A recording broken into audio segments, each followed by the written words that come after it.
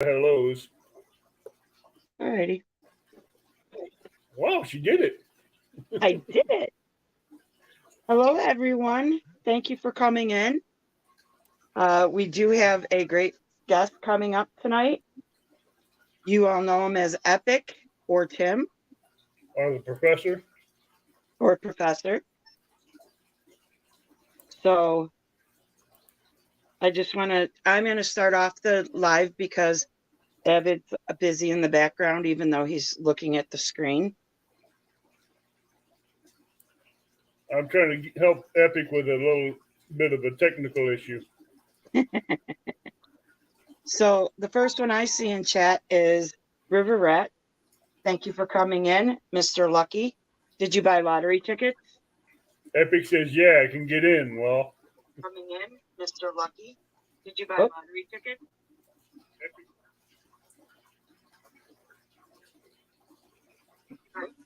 Where'd he go? He's coming in. Where'd he go? He's coming in. Where do I hear an echo? You do.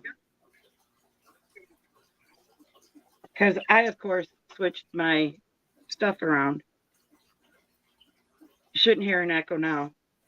Let's go back and say hello to some people in chat. Yeah, considering I only got to River Rat. River Rat was the first one in. Yep. QC. Veteran Outdoors. If you don't already know, that's QC Brian. He had it changed to his channel name, and I really like this one. That's cool. Mike Sampy's in the house. Hello and welcome. Jeff Beal, this is a specially scheduled show for Epic since his schedule is chaotic. So that's why we're doing one Saturday night and one tomorrow night. Go ahead, Dr. I'm sorry to interrupt you. That's okay. Jason Lamb came in. Hello, Jason. He's a cool dude. Who, Jason or Epic? Or both? Both. Yeah. I put Jason Lamb on our first meet and greet on a spot where he caught 5 cats over 100 pounds within an hour. Gotcha. Watching him go from adult to a 6-year-old giddy kid like he hits a jackpot in the candy store. That was amazing. Hey, Big Wrench. I don't think I've communicated with him a lot. I have seen him in a lot of chats and have said hello. Well, he does chat with a lot of people in chats. He comes into a lot of people's lives. He has a YouTube, but he has Messenger. But he don't come up on panel. Right. And there's my buddy Jeff Beal. He's in the house along with Big Wrench. Jeff Beal, the Thank you troublemaker. both for coming in. Oh, he is, but he's a good troublemaker. So it looks like they're just saying hi back and forth until 351 Cleveland came in. Hello, 351 Cleveland.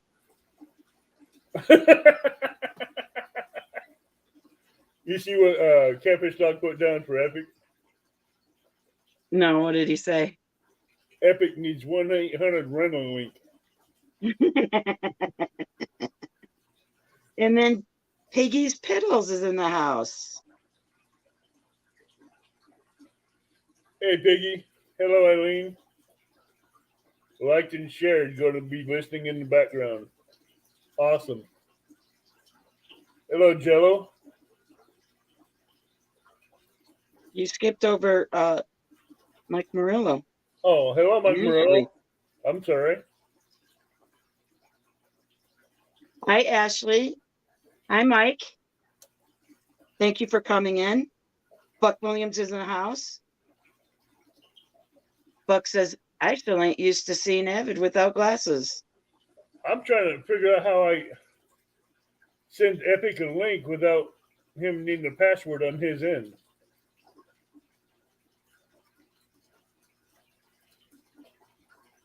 Can't you send it in a messenger without a I did. password? It didn't work. Yeah, I posted again, Michael.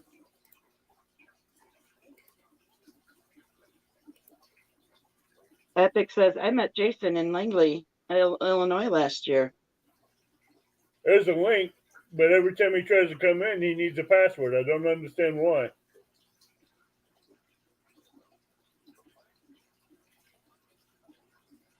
That's a first for me. With all the changes, I'm sure it changed up some things in Oh yeah, the I'm sure it messed background. up everything. Since StreamYard upgraded it, you have to re-enter your passwords in the StreamYard, I guess. Well, I just had to, like, it showed an ad on StreamYard, like, do you want to do this now or later? And I said later.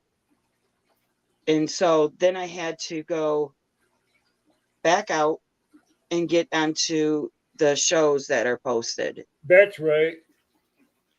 You're right, Tim. Since StreamYard has did its upgrade, they need people to be verified as they come in. That's why they need a password. It's a verification. I don't know how to turn that off.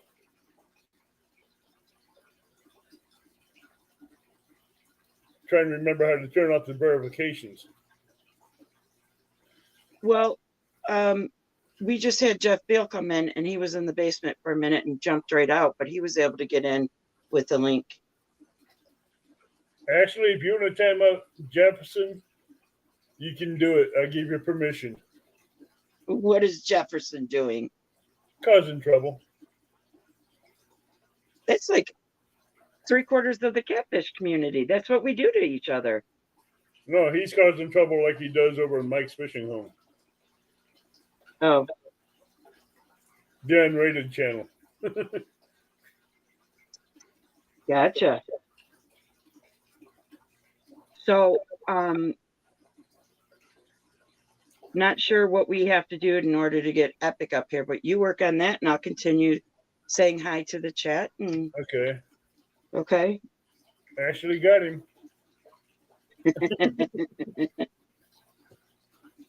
I'm trying to figure out how to do this.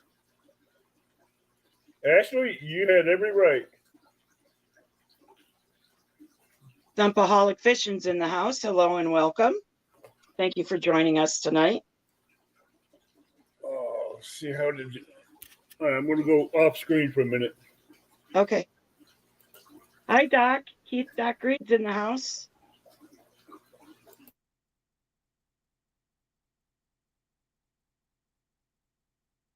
Catfish Dog. You know what, Catfish Dog Tim?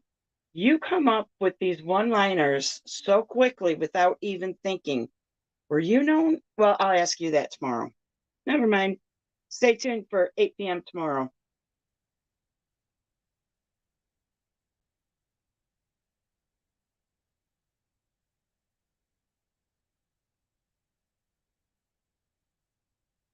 Big Rich, you got to talk with him at CatCon and help him set up? Are you talking Epic?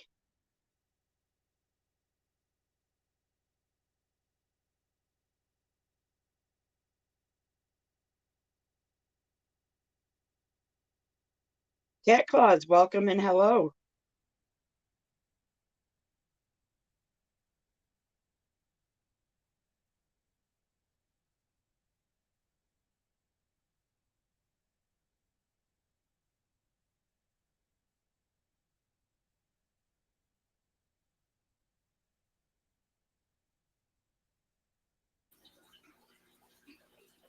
Sorry, everybody. I've been trying to have these technical issues ironed out before the show, but I've never ran across this one before. Right. It is hard. John Boy's Catfishing's in the house. Says hello, everybody. Thank you for coming in, John Boy. Eventually, I will learn all your truly given names. And if you don't want me to call you that, then I'll call you by your channel name, but I'm getting better. Creole Catfishing's in the house. Hi, Jeremy. Avid, it's some type of security setting on your end. I know. I'm trying to figure out how to turn it off.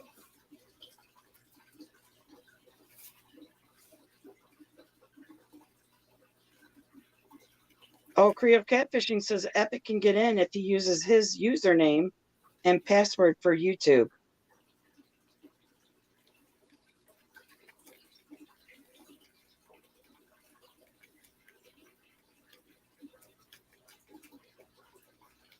Ashley, thank you for handling Jefferson Einstein. I'm not sure what he did, but I thank you because Avid saw it and branded you to do it. Lance McCouguy. Hope Audra's doing well. You're still both in my thoughts and prayers. He says, good evening, everyone.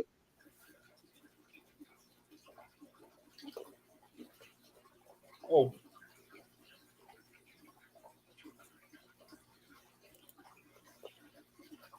I almost said something over an open mic. That I shouldn't have said, but I caught myself. Old Boys Outdoors says, can't stay, but I want to wish all of you a wonderful evening. All Boys Outdoors, if you're still in the house, thank you for coming in. Giving Avid a thumbs up, I hope, on your way in or out.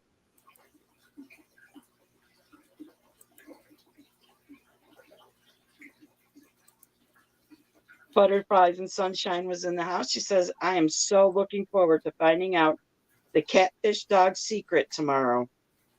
I'm getting company and I'm already hoping they leave early. Ugh, I'm bad. Is that company? Then if you're wishing them out the door already?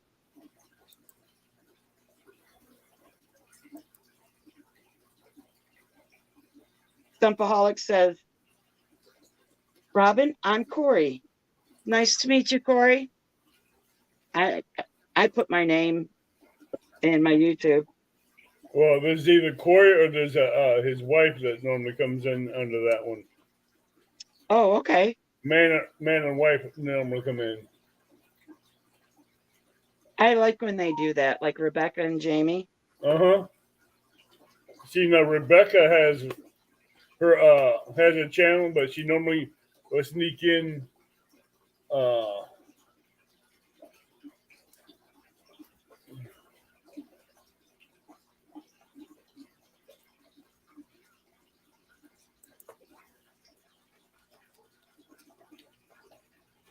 So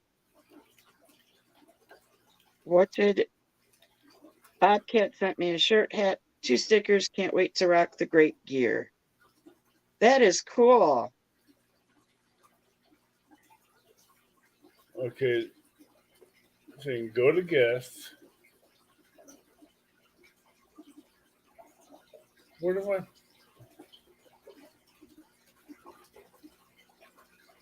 Butterflies and Sunshine. She just always makes me smile. The name does it.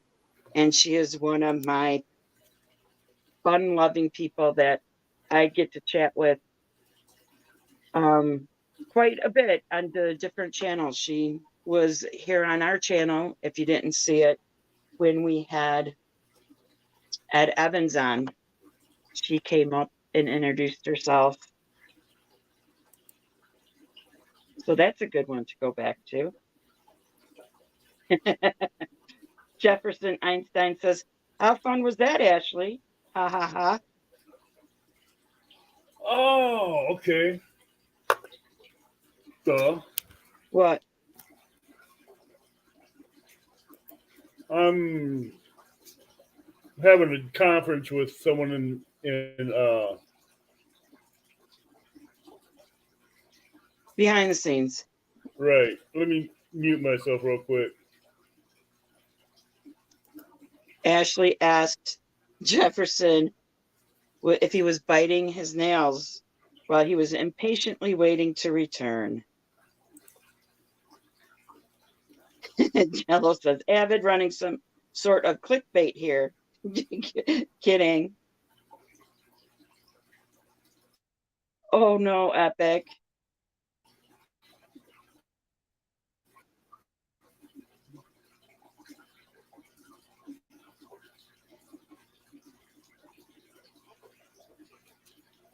So, are you guys thinking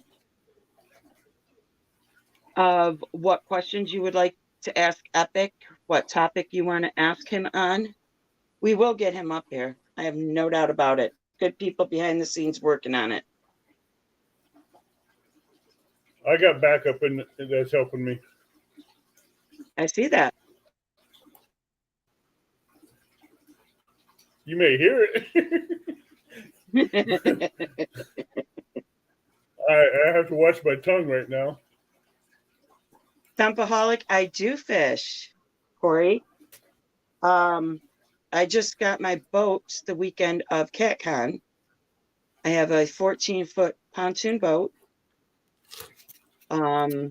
Was willing to go out in this frigid weather today to do the bass fishing tournament that Sharina and JBT had put on, but because everybody involved had inclement weather, -5 degrees, ice frozen over lakes, we decided right before it was to start that we should postpone it just for everyone's safety and for a better show for everyone, because it's no fun seeing anyone shiver in the cold and then not catch fish. But of course, there was one in the group that went on to even try it, but he was only out there for maybe a half hour, and then he was back in the car going, I caught a fish, but I'm in my warm car now. So for 6 hours on the lake, that would have not been fun. But we were all willing to do it. La, la, la, la. Are you saying I'm boring, Evan? No. Well, then why are you singing? I'm singing because I'm trying to bridle my tongue on this end.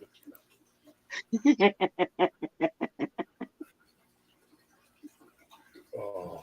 Epic, give me a minute. I'm working on it. Too many setting accounts on this dang thing. Corey, I did not buy the boat from CatCon. Yes. I bought the boat from Dan and Sandy, who were very, very willing to work with me. Dan set me up to where, we were safely traveling home with pulling our first boat behind us.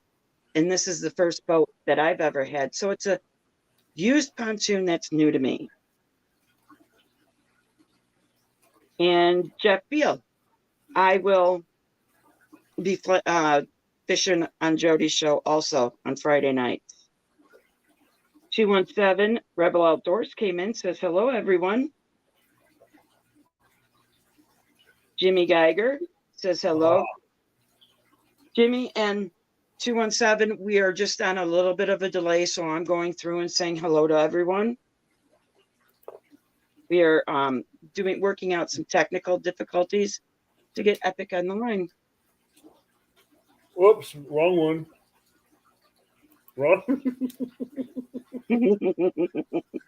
I sent the wrong message to the wrong destination. Woohoo! Leave it to you. Oh, I got 2 chats running. Big Wrench, you said you're going to start next Saturday. Too cold tonight.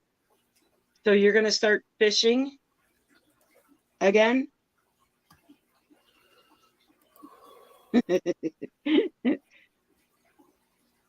Jefferson Einstein says, hi, everyone. I missed when I was in the corner. I don't need 8 pounds sledgehammer. I have a 16-pound fist. What's it? Huh? QC says, average 8-pound sledgehammer usually works. I think I got it. Dog says, if Bigfoot sings in the woods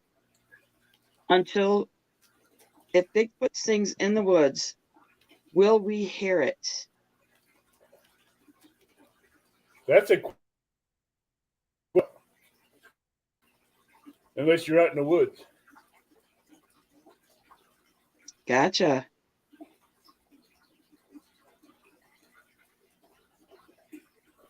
Dumpaholic, I'm very grateful for the boat. I was looking at a different pontoon that needed much more work. Probably would have taken me over a year to rehaul it. This one, I would have been out on it last weekend had I not known how to start the motor. I basically blew up the starter by starting it wrong, like, apparently. So, yeah, it's fun. It's a learning experience for me.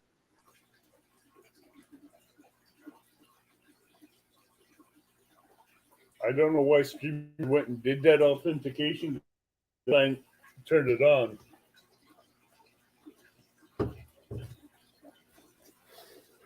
$217 says he's fishing Jody's tournament the 31st. Which Do you mean one is that?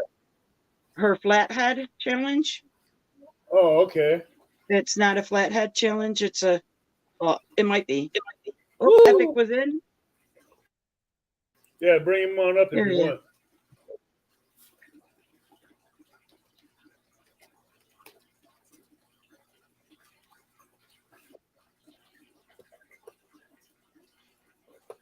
Howdy, howdy. Now, Avid, you're putting me on the spot because you never showed me how to do this. So, oh, we got two of them. Oh. Nope. We had two. There he is. I'm bringing him up. All right. So why didn't you walk me through that? That was good. That was one hell of an ordeal there, Avid. You I had my tech people up here, and we were searching for password numbers, and we had this, and it asked me to go confirm it on my other device, and I'm only using one device, so I would have had to crank up my computer, which is old and terrible, and it would take another half an hour. I'm telling you, it's terrible. I know. I found out that StreamYard automatically turned on authentication. And I've been trying to find out how to turn the dang thing off so I can go into customer service, talk to them, and keep from saying a few choice words at the same time on mic. You know what happens when you get a couple of old dudes together and try to do something technological, it's just terrible. Because, and I'm telling you, my passwords, I would know them if they were like reasonable. But they don't even allow you to have a reasonable password anymore. It's got to be like Epic Catfish _ number, blah, blah, blah, blah, blah. And you're like, you know what? Yeah. So we got like 9 password books, and my wife can't find the one. She can find 8, but not number 9. Well, Epic, I'd like to introduce you to Robin C. Robin C., this is Epic. Robin, very good to meet you. I met you at CatCon. It was great been one seeing hectic you there. month for me. Pardon? I said I met you at CatCon, and it was great to meet you there. Absolutely right. Yep. She had that horse. I had the horse. She had that Of course, my signal's terrible now. Oh, boy. Well, you're still looking steady on the stream, so are we breaking up? You know what? I have one more solution, and it may take a little bit because there's some really important stuff to say tonight, and I would like to, because everybody's freezing up, and it's probably my terrible signal because of my old phone. Let me go try to remedy that because I have people in the background that'll do that, and we'll just keep talking. Just hold on a second. Okay. Thank you, Michael Morello, for helping. Yes. I gave you a thumbs up, Mike. I don't know if I lifted my hand high enough for you to see that. Michael, that's the only way I can figure out how to get that dang thing turned off because I've never had that problem before.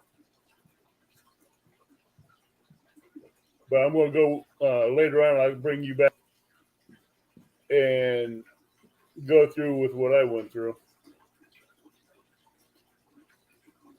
Better, Tim? No, it's actually terrible. So I've got my son's phone coming up here, and you'll have to share the link on my son's phone so that I can get back in and actually be able to hear anybody. Okay. Like right now, everybody's froze. Really? Oh yeah, it's my end. We have ebbs and flows of my signal because it's I'm not hooked to like regular cable.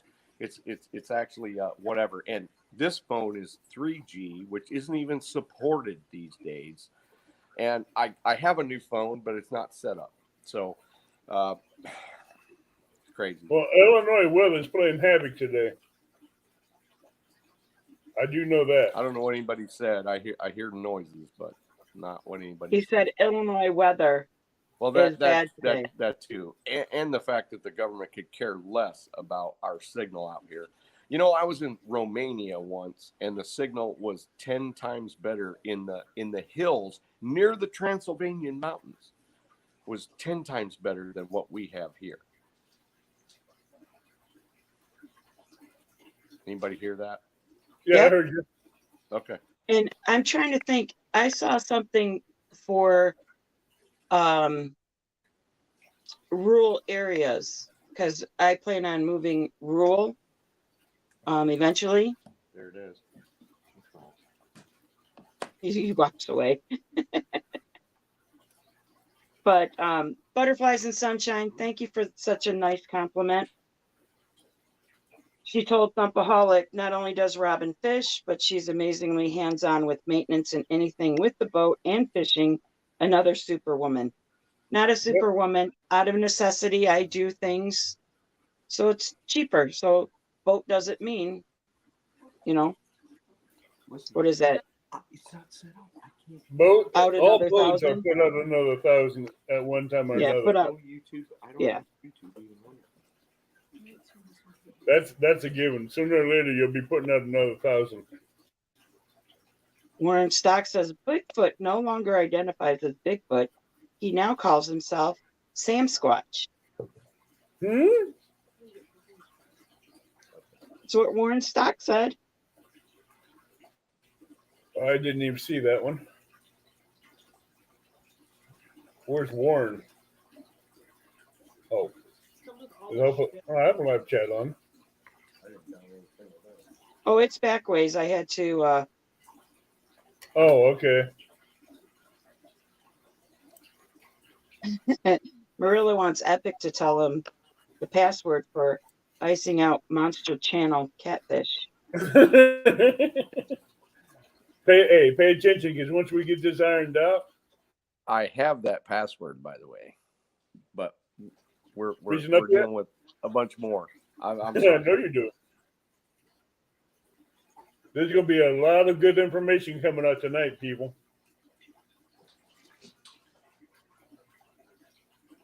And this might be the time you want to pull out your notebooks or phones and record them. Well, actually, you'll have this live stream to come back to you and watch again, because he's epic. When he speaks, a lot of people stop and listen. Oh, absolutely. I know I truly enjoyed his demonstration and his chat at CatCon. That was a lot of fun. No, Morello, I don't complain. I just find it funny. So how you doing tonight, Tim? ID sign-in requested. Yep. What is Allow. the number? What is it? Allow it and give me a number. Okay. 788-259.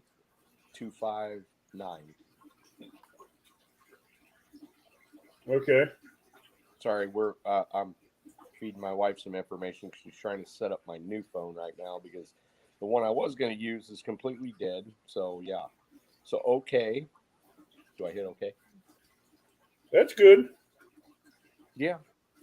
Hey, we got one hurdle taken care of. We got you up here. He can't hear you. I don't know why. Are you hearing Avid at all, Tim? Say again. Are you hearing Epic, or are both of us broken up? Everybody broken up because it's a signal, because 3G is not supported anymore, but I have a 5G phone that I haven't been able to set up yet. I've had it for like a week and a half. So Andrea, luckily, she is so awesome that she's like trying to do this, because I would just want to smash the phone with a giant hammer. Because they're going to ask you like 8,000 security questions and crap you don't even know, and 8 million questions that you don't need to answer. Well, because we have worthless people in the world hacking into things and trying to cause chaos and whatever. It's not simple like it used to be. Used to have, I used to have the same password for everything. Nothing ever got hacked. I mean, it was fine. Matter of fact, it was the scientific name for the shovel-nosed catfish in South America, and it was very simple. It was 5 letters. And now you got to have, it's got to be so many, it's got to be 13 letters and asterisks and everything else. It's just, and here I am complaining because, I'm just not savvy like that. And I'm too old to have a memory like a trap like I used to. So I'm just like, well, I don't know what that stupid. And I've had so many passwords in my life. I remember the early ones way better than I remember the later ones. So, and if you can't find your book, well, there's a problem right there. Yeah. Anyway, we seem to have a pretty decent connection right now, because it ebbs and flows on here. So what do we got? What do we got in the chat? Maybe we can answer a few questions without everybody breaking up. Well, Mike Murillo had asked. He wants to get a 20-pound. Let's see. I'm going back to it. Hold on. Epic, tell me the password for icing out monster channel cat. I want a 20-pounder. What do we got? He wants the password. Do you have one? To ice out the big monsters? What would you say to someone who's new to the community? Because I know I'm not the newest one anymore. There's been others since. What would you say is the best technology for them to use to help them, whether they're bank or angler or boat? Sorry. You got to say, the last I heard was best technology for them to use to do, and then it sounded like 3CPO. What electronics would you say a newbie in the community should use, whether they're doing bank fishing or boat fishing? Okay, so I missed a lot of the middle part of that, but if you're new, usually one of the best tools that I had when I was young, and I'll get to Freddie's question in a minute because Avid put that up. When you're new to it, I would say a longer, limber rod when you're bank fishing, and not too heavy of a test and not too heavy of anything, because what you want to do is you want to maximize your time, your success rate with the fish that you're after, any fish. And at that point, when you're new, you want to be able to catch a 3-pounder as well as a 50-pounder. So lightening up the line a little bit, not using huge baits, and having a fairly limber rod will help you actually catch more of the fish that comes in contact with your baits. Because if you're like an old, a savage like me, I concentrate more on eliminating most of the fish that bite, because all I want to do is catch like the really big ones. But in the early days, I was absolutely opposite. I want to catch every fish that bit. So, I mean, I would really practice. Confirm whether it's you trying to get in the side in. Okay. Sorry, guys.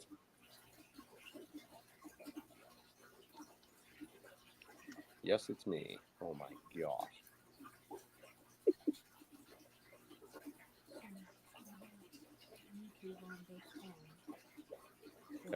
Okay. Hello, Del. Hey, Slip. Okay. Welcome in. Because what is the phone number? Hi, Dale. Avid, can you hear me? Yeah. Okay, so Andrea has gotten my new phone kind of set up in emergency fashion, and I have a new phone number that I'm going to text you, and you're going to have to send me a new link. No problem. Please, yes. I can do that.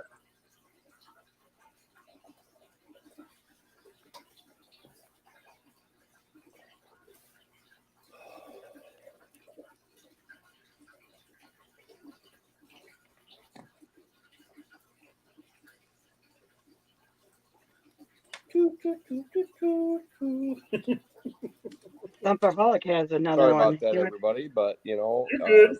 whenever you're changing technologies, because my phone has really gotten worse and worse over the time. So Abbott, I just sent you in text my new number. I got it. So if you would, what I'll do is I will get out of here, because if I'm already in it, it's going to be messy. So I'll drop out. You'll send me the new text that with the new link, and I'll just touch on that on my other phone and get into it. And by the way, my other phone. Here. Okay. So I have to get out of this before I get into the other.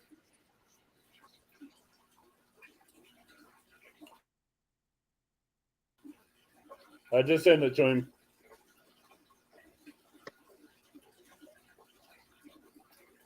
Woohoo! I was holding in a cough. I didn't want to blow out anybody's eardrums. Aren't you liking my goofy side instead of me saying what I was thinking?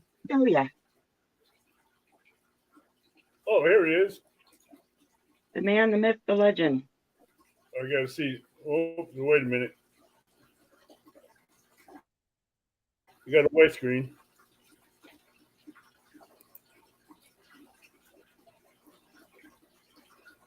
Come on. StreamYard adding. Oh boy, there.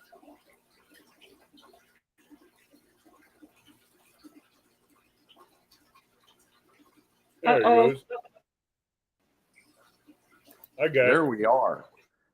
Now, I am going to do a round of applause for my awesome wife that just did all that while I was just talking. Because I thought I was going to have time to do that, and I've been so busy. I mean, I barely got back from Pennsylvania last night and had a whole bunch of stuff to do today. And y'all just saw new technology happen, and look at that camera. That camera is awesome compared to my old one. Holy moly. So back to it. And you know what? You guys sound great. There's no cutting out. There's no nothing. It's awesome. Oh, good. At least Welcome so back. far. And hold on. I may have to put this on Wi-Fi. Hold on a second. Can you hear me? I can hear you, but it's kind of, you guys started cutting out just a little bit. We'll leave it like this unless it gets bad. Okay, so back to bank fishing for new people that are interested in catching catfish and gaining a big experience level, because I mean that's in the early stages, that's really the most important. And trying to catch pretty much almost every fish that bite is pretty much the most important. So baits are kind of key. I mean, you can use grocery store baits, you can use all kinds of things, but finding a bait that is local to your waters is pretty important, as I think a lot of us know. But when you're first getting into it, I mean, who knows? You're kind of listening to other people that say, oh, use this or use that. Well, trust me, if somebody says use soap or jelly beans or something goofy, don't bite into that. You could bite into hot dogs. You could bite into, anything that's kind of natural. But for the most part, if you have shad in your lake or your river, you want to use shad. If you've got mullet, if you've got eel, if you've got any of that stuff, that's what you really want to focus on. And I just opened a hook. I opened a package of hooks I got from CatCon from Mr. Michael Murillo. And this is actually an 8-aught. It's got a pretty good gap to it. This is kind of what I would call more of a beginner style hook, in the fact that if you go full screen again, Avid, if you can. Give me a minute. Okay. So There you see how the beginning of this hook is really almost 90 degrees to the shank. Mm-hmm. That is going to be a slower, like if you've got your rod set, if you got your bait set, and the fish grabs onto it, you don't have to react very quick with this super curve right here on this, because when they turn, it's going to basically just get kind of hooked first before it puts a lot of pressure to it. And that gives you a little bit more time. Now, I'm not a giant fan of the 90-degree tip on my giant fish, because a lot of times they'll turn and burn fast, which sometimes equals hook failure. But usually the thinner wire, and this is an A-dot, I would say if you're kind of new to it, you want to, at least I would, because I've had that experience, back in the day, 4 to 6-aught, 7-aught, probably about the biggest if I was in waters that has your average size catfish. And the thin wire is kind of important. Not super thin wire, but just not too thick, because, if you're a 20-pound catfish, you're not, usually it's more difficult to hook them with the thicker ones. And you all know what I'm talking about if you've been to CatCon and you're, if you're a gear guy or lady.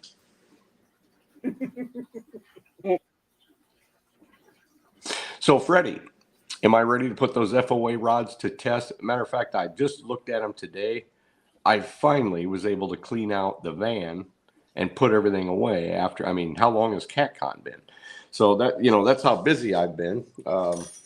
I've been working from 6 o'clock in the morning till 8 o'clock at night ever since, and I just got back. It was kind of a weird emergency furniture situation in which I had to go all fishing. Oh, what's Epic's PB, Flatty, and Channel? Okay, Flatty's Channel Cats and Blues. PB on a Flatty is about 100 pounds. Blue Cat is near the 142 mark, and Channel Cat, believe it or not, is fairly low at about 21. All right, so I know you like circle hooks. I do. But from a regular straight circle hook to an offset circle hook, what's your thoughts?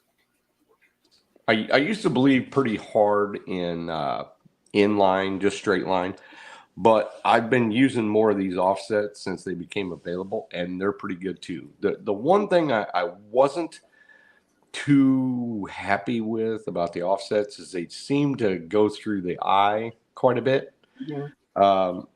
But that kind of depends on how far away from the boat they are.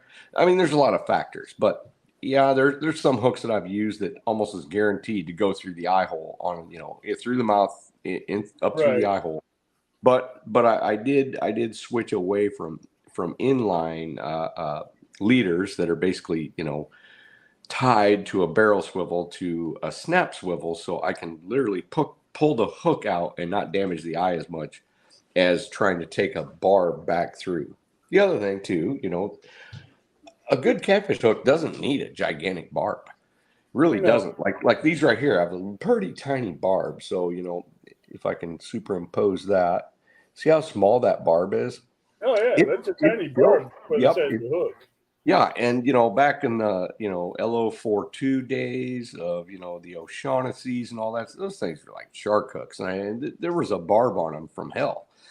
And so, but in in the last probably 20 years, hook technology has gotten way better. Way better. There's still some hooks out there that are, I would say pretty rudimentary, but for the most part, trophy catfishing has caught on, and they're pretty well designed. Yeah, and I've been really interested in these triple threat offset circle hooks because I noticed, correct me if I'm wrong, that you get a better quicker hook set than you do with an inline circle hook? Yeah, and I suppose it kind of matters whether you're in faster current or slower current, the activity level of the fish, and all that stuff. And there's a lot of semantics that goes with slower or quicker hook sets or any of that stuff. All I am really concerned with in what I do now is the gap, and not getting too excited about picking up the rod before I see that initial hook, and then the rod bow hard enough to where it stretches enough, and then you see that where it buries into the corner of the mouth or even the bottom of the mouth before I pick up the rod. Because I've had a lot of time and experience enough to have ruined quite a few big blue cat hook sets. Now with flatheads, it doesn't seem to matter if you pick up a rod, as long as you don't like over stress, let them know you're there. But blue cats seem to, they can almost tell when you pick up that rod, and all of a sudden it's putting a bunch of pressure. You pick up that rod and it changes a little bit, they'll just drop it. Even the big giants, especially the big giants, actually. So, I've been pretty careful about that. And I didn't believe it was true. I mean, there's been a whole lot of things over my life that I thought, no way can that be true.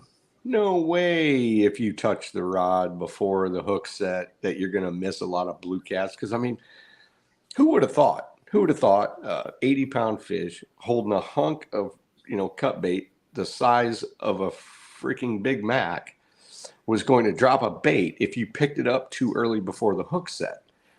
And I'm telling you, it happens. It happens a bunch. And so, now when you see people that are fishing from the shore and they're waiting until those rods load up, and they're not even touching the rods, they're just picking them up and reeling them. They have a pretty darn good hookup ratio. And what's funny is I could be watching YouTube or I could be watching TikTok or whatever, and I see that bite and I don't see what I would be looking for. Then they pick it up. And usually they're the first ones, the people that are filming themselves or being filmed, however it is, they're usually the first ones to say, oh, I don't know if that fish is there. And I'm like, no, it's not. You can tell. But once you've seen time and time again, you're like, oh, I picked up that rod too soon. And, you just start kicking yourself in the butt for it. All right. Until someone else has a question for you. Okay. Remember what we talked about over the phone? Yeah. I want to get to the Freddy rod a little bit more because I was so impressed. Right, and I will. I'll get to that. Matter of fact, I've already drawn some stuff out over my shoulder. Yeah, I know. I seen you found the whiteboard. Yeah, I did. I went out to the shed and I drug it out and all that stuff. But anyways, I want to get to the Freddy rod. And Avid, have you seen those? No, I haven't. Not yet. I haven't. Dude, they look like something you'd be a little bit worried if you caught like a 15-pound channel cat in fast water with. They don't appear when you look at them because they're made of different things. If they were made of like IM6, I would literally worry about 50-pound catfish where I fish, snapping them in half. But once I picked that rod up, I'm like, oh, this is different. And I forget what Freddie told me exactly what they're made of. Maybe somebody in chat knows. I think he said the E-glass mixture or something else. Carbon fiber, I believe. Yeah, E-glass and carbon fiber. And I'm telling you, these things have backbone. And I knew it when I picked up the rod. There was nothing to it. As far as there wasn't anything, there was no reel on it. There was no what. It was just in the rod holders. And I picked this thing up and I'm like, oh, this thing's got some balls to it. And I started talking to Freddie. I said, Freddie, how many ounces, can you throw with this? He's like, well, I don't know how many ounces we can throw with it, but I can tell you how much you can have on like just a down rod that the weight is not on the bottom. And he said at least 24 ounces. But by the time I had looked at him a little bit and then walked away, he put like 36 ounces on a rod in a rod holder that was clamped to his table, and it wasn't hardly even bowing. It was like, if your rod's straight like this, it was bowing maybe this much at that. Yeah, you know the rivers that I fish, and I've seen pictures of those rods. Yeah. And a 50 or 80-pound cat, I'd have fear of what. I don't think I'm all that do damage to one of those cats. I don't Especially think, in heavy current. right? I am a little concerned that I may not be able to control them enough, but I'm pretty convinced that as long as I'm not having to be 100 yards out, which I have no intention of fishing with a Freddy rod casted 100 yards out or even 50. It's basically going to be a closer to the boat. And another thing I like about it is I think most people in chat have probably watched our live shows where we have those big grouper rods, and they're jammed into the rod holders like more up front, and they're just basically straight down. Well, they're hard to get out of the rod holder, and I think the Freddy rod is going to be great. So let's just say it like this: you've got something that looks like you'd be bass fishing with it, and I think it can catch 100-pound fish in heavy current. We're going to see. Yeah, but as you know, I'm a bank fisherman, and I do cast out 100 yards. Yes. And that's where my concerns and worries are. Right, and see the Freddy rods, none of them are. They're not long either. They're like 7 foot. They're not really meant for bank fishing in your situation. But if you were in a lake or I'd channel. See, and here's the other thing about those Freddy rods. I wouldn't be afraid to fish for giant flatheads with them either at fairly close range, 25, 30, 40, 50 feet. I wouldn't, because I believe a person's going to have some good control. And I definitely wouldn't be afraid of, channel cats.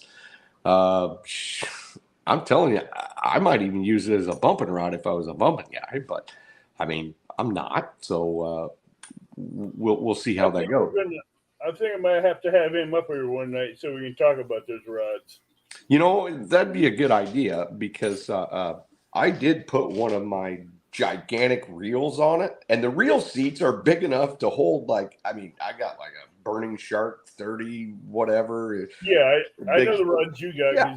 I got 10 reels that are that big. With the big crank, and here this tiny little rod can accept one like that. I mean, that's pretty rare in itself. And disclaimer, Freddy does not pay me to talk about rods. Nobody does. Nobody pays me. Nobody says, hey, I'll give you if you talk about these hooks or what. No, nobody does that. No. No, and we asked you the question. You didn't just bring it up randomly. Well, yeah, but still, I mean, people should know that I'm not the sponsorship guy. I'm probably I've always known wants to sponsor. I've always known Epic to speak the truth about something. If he likes it, he likes it. If he tries it, he's going to give you his honest opinion. True.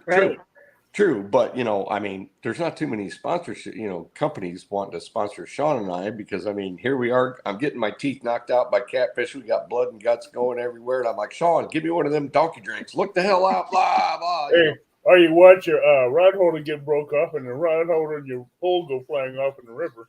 I will say this. Steve Douglas did set me up with some monster rod holders that are awesome.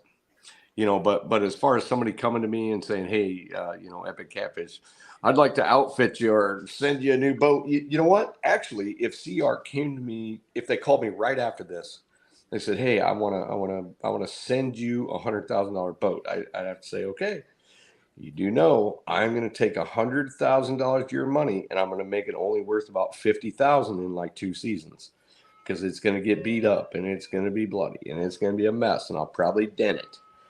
So Fred says they come in 5 and 6 foot rods. Yeah. I'm not used to throwing short rods. No, and you probably wouldn't at the shore, except for a very slim period of time where you fish, and that would be probably late winter, like right now. I mean, to me, this is late winter. It's not even spring yet.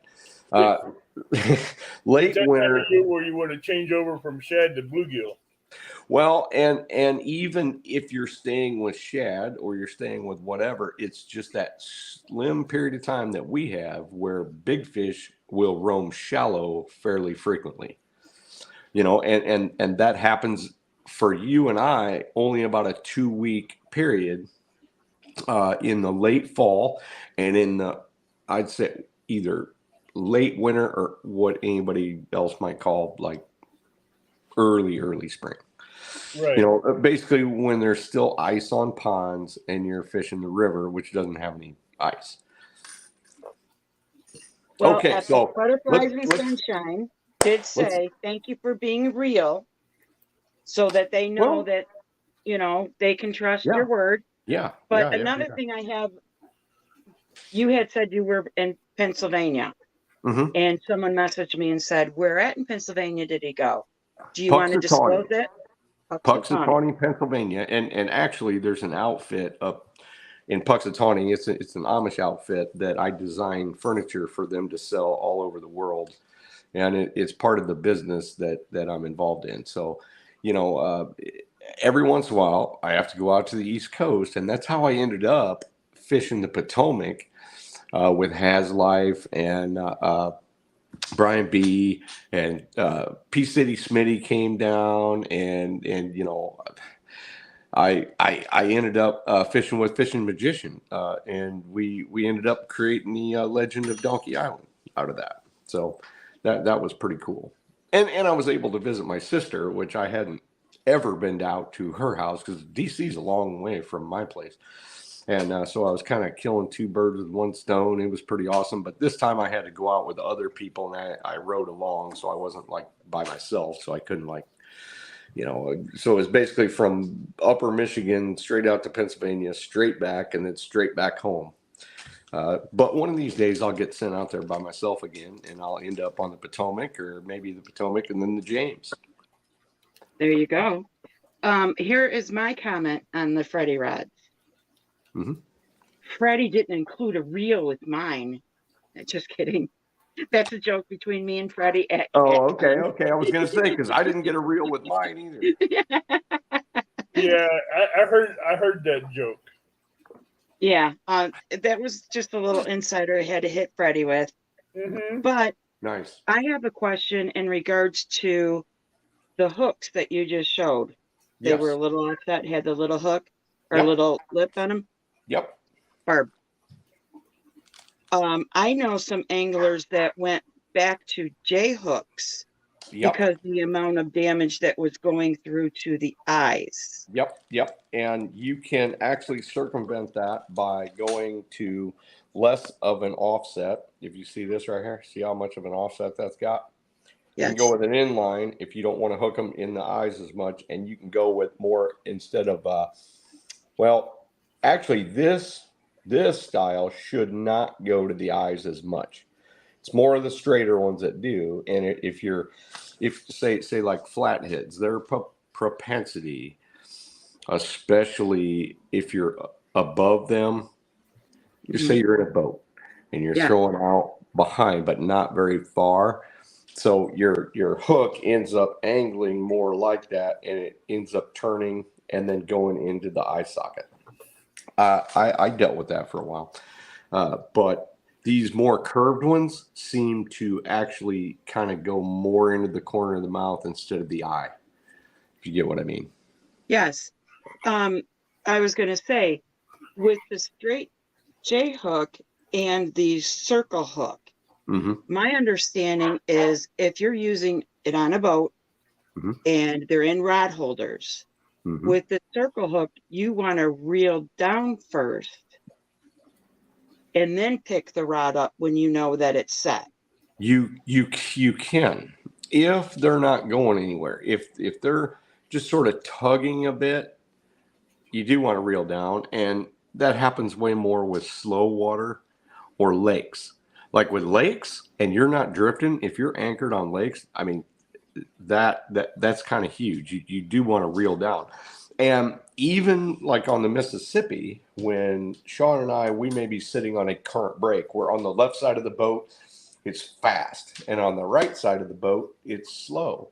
So on the right side of the boat, I will reel, but I will rarely reel on the fast side because they're already going to go. And if I reel, I just increase my chances of missing a fish on the left, increasing it on the right. Okay. And, yeah. I just wanted to know that with the J hook, when you actually set it like you would like a bass or a panfish or whatever, where you pull back and then you reel. Do you find that the same to be on the boat and on the shore? No, it depends on the situation I'm in. Like I can, if I'm in straight line current, no reverse current, if I, everybody knows that first initial hit like this, and then it just goes. If I would set the hook too hard, that shallows up the distance, and then all of a sudden, and you can miss a lot of fish with a circle hook. And this is the only way I can describe it. With a J hook, a guy or a gal needs a lot of experience to be able to judge how hard they have to set the hook, when to set the hook, how long your wavelength is, all that stuff. And that is part of the fun of it, no doubt. But as soon as I switch to circle hooks, and that's for all three species, my customers that didn't have very much experience had a way better hookup ratio and success rate than previously when I used J hooks. I can attest what a J hook, how I used to set a J hook compared to circle hooks. Yep. I used to grab that rod, and when they pulled, I whipped that thing like I was pulling a tree out of the ground. That's right. And that's what rip and lift was all about. Now I just let my rod bend over, and when it stays bent over, I just pick it up and reel it in. Because with my big rods, they have the backbone, and the strength to pull that hook in the corner of their mouth. Yep. I don't have to reel down with my rods because I let them do the work, and the rod holders I have, which are spring loaded, which I got from Bluff City, it won't let that rod out of the holder. Hold on a second. I'll be right back.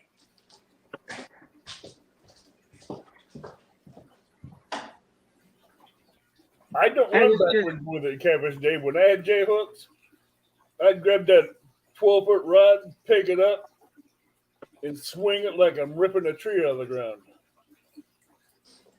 Hi, Roger and Jody. Welcome in. I'm trying to see who else I missed coming in. Jody, Lynn, Catfish Fever, thank you for the $4.99 super chat. Hello, Muskrat Adventures. Joe Ziegler. I didn't see Joe. Oh, there's Joe. Hi, Joe. 217, welcome in. I haven't had a chance to say hi to you.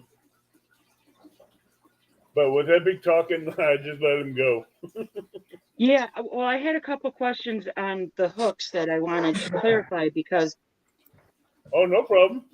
I have, some different hooks, and I was like, well, how do I want to rig this up? And he just made me think that, okay, smaller barb circle hooks is the way I want to go right now.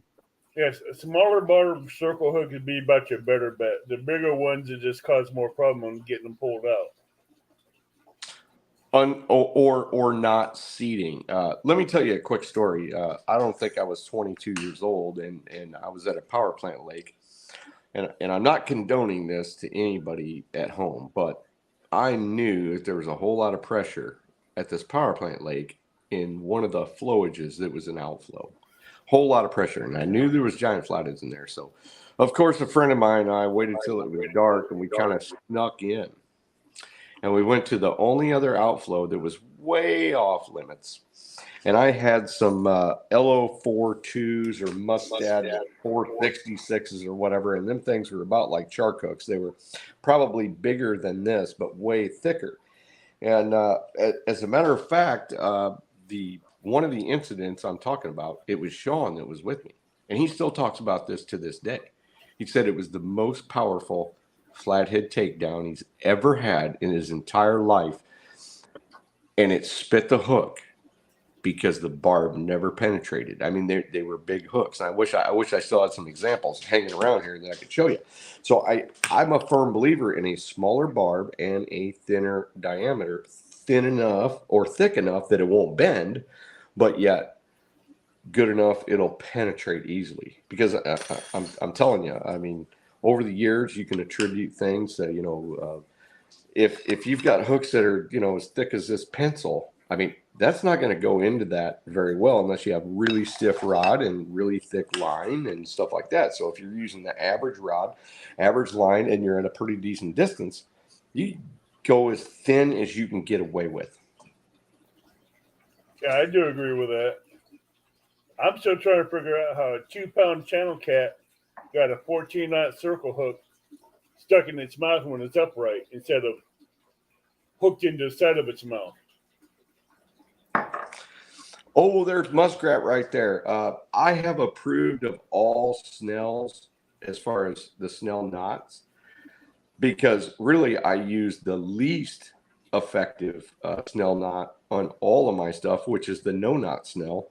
And the no-knot snell is probably, I wouldn't say is less strong, but it has less safeguards.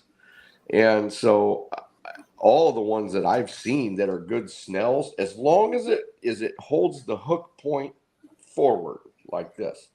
So you got your line, as long as it's holding the hook point forward in some capacity. If you tie it backwards and the hook point is back, that I do not approve. But as long as that goes, matter of fact, like on this hook right here, I would prefer if this eye weren't offset back, it was offset forward, because that would give me a little bit more of a curl as it's playing naturally. That give me a much better hook set with an eye forward. At least it slightly gets it slightly increases your odds the more forward it is until it's more than 22.5 degrees.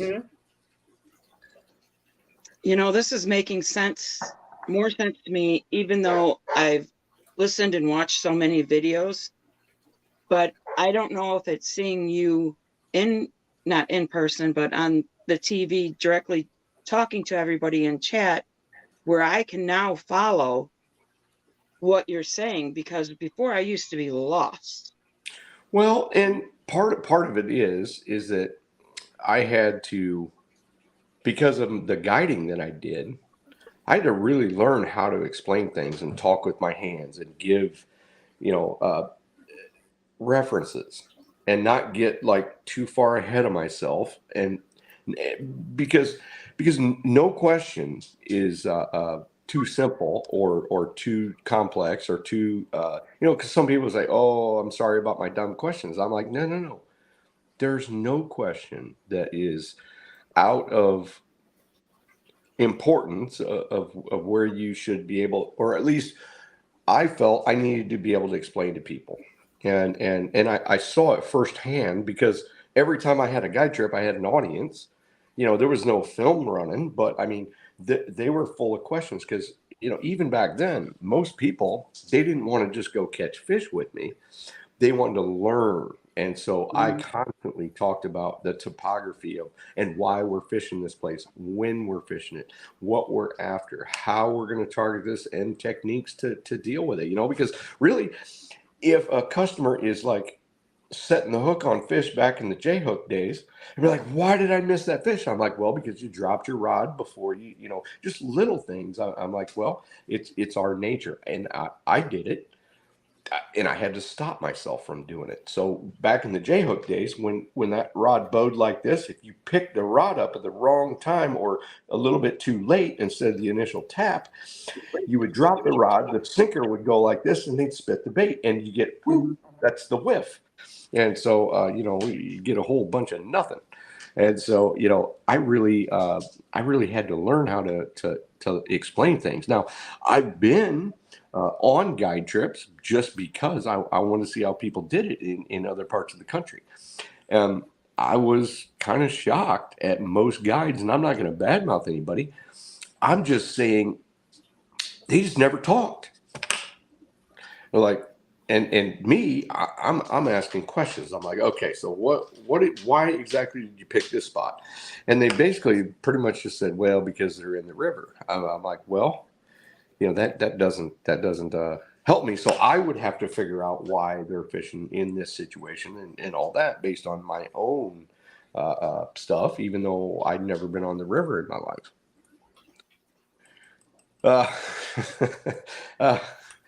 Jeepers, have I had a thought of going back to guiding? Yeah, at some point. If my expenses get cheaper, I will, because for God's sakes, the expenses to fishing hasn't gotten any cheaper. So if I was to guide like locally, like within an hour, that would become semi-affordable for clients. But doing that 4.5 hour trip, I've got very few that will pay the amount of money that it takes, because if you think about it, I've got an absolute ton of money in fuel in that trip. So it's basically, if I was to go 8 hours one way, pulling a boat. So there you look at $250, $300 in fuel, just, there and back. And then you got hotel stays, because you're not going to go in, one day, 4.5 hours, and then come 4.5 hours back and get any fishing time in. So there's 2 days of hotel stay, food, all the other stuff, and it just becomes out of reach. I'd be embarrassed to ask that much money to do it. Roger says take his money. Well, all right. But I still, I wouldn't feel right charging like friends either, so it's just going to be one of those things. Maybe one of these days I could say, Roger, what are you doing August 21st? Let's me, you and Heroes jump in the boat and go. I do have old clients that were just a pleasure to be with, and believe it or not, y'all know at least one of them, and that's Mark Knott. And Right. Mark Knott only went with me because him and his brother had been catfishing for years, and they heard about me through some sort of either TV show or maybe news article in the paper or whatnot, and I guaranteed 25 fish in one day from 4 to 20 pounds on a channel cat trip in pre-spawn in whatever. So we were into the trip probably,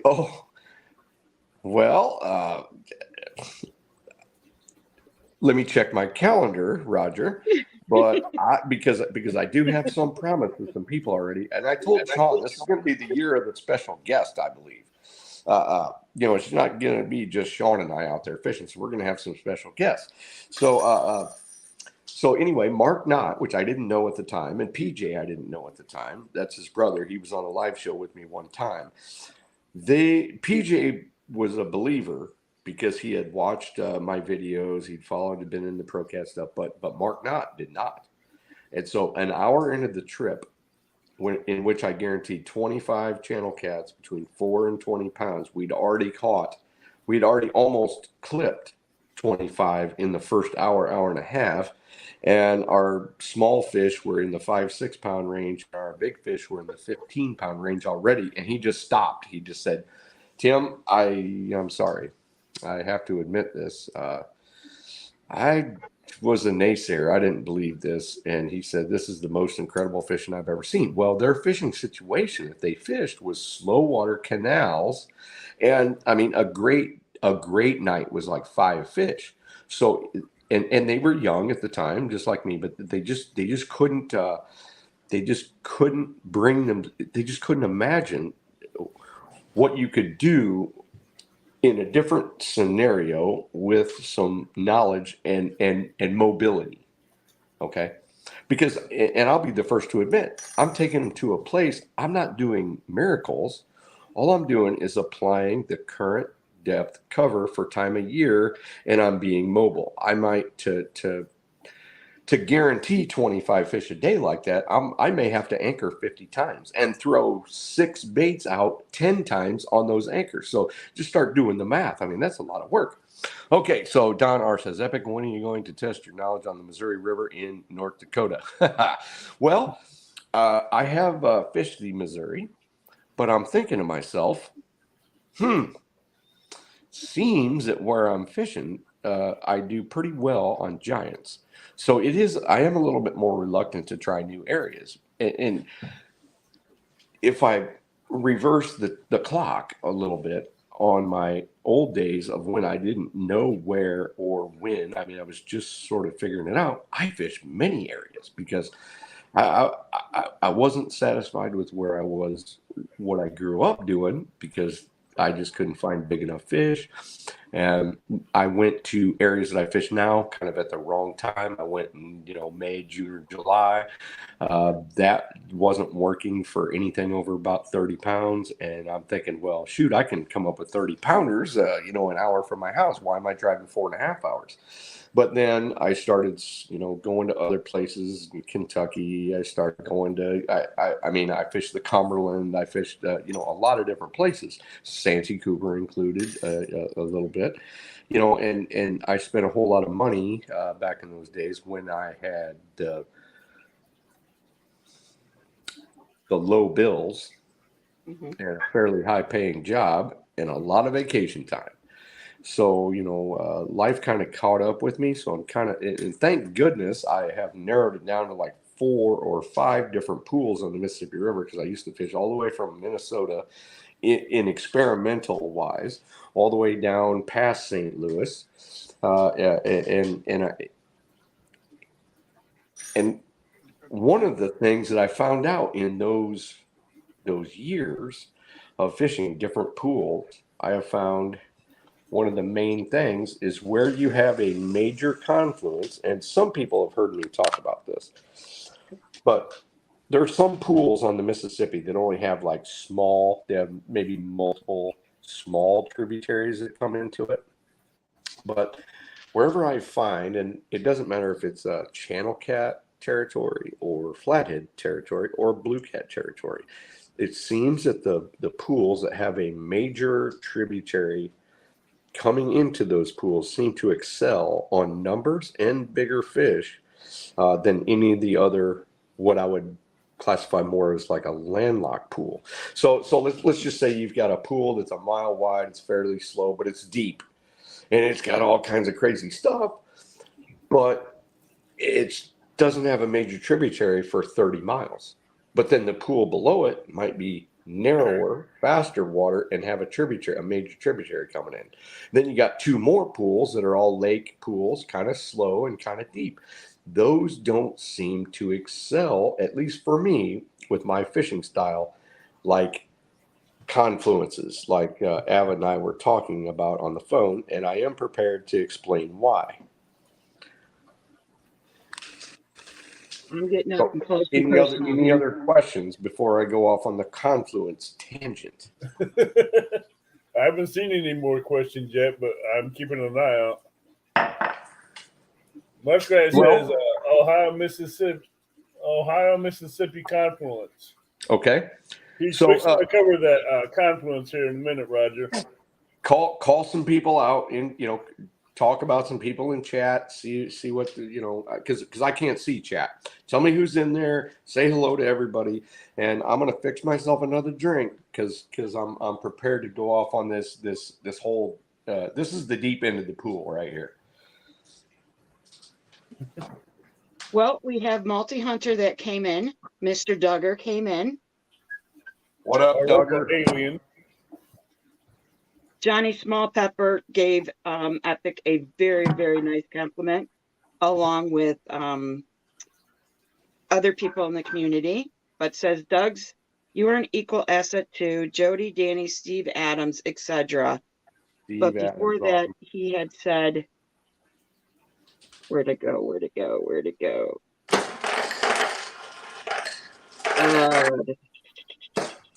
The professor is an amazing asset to the entire community. Oh, yeah. And that's from Johnny Smallpepper.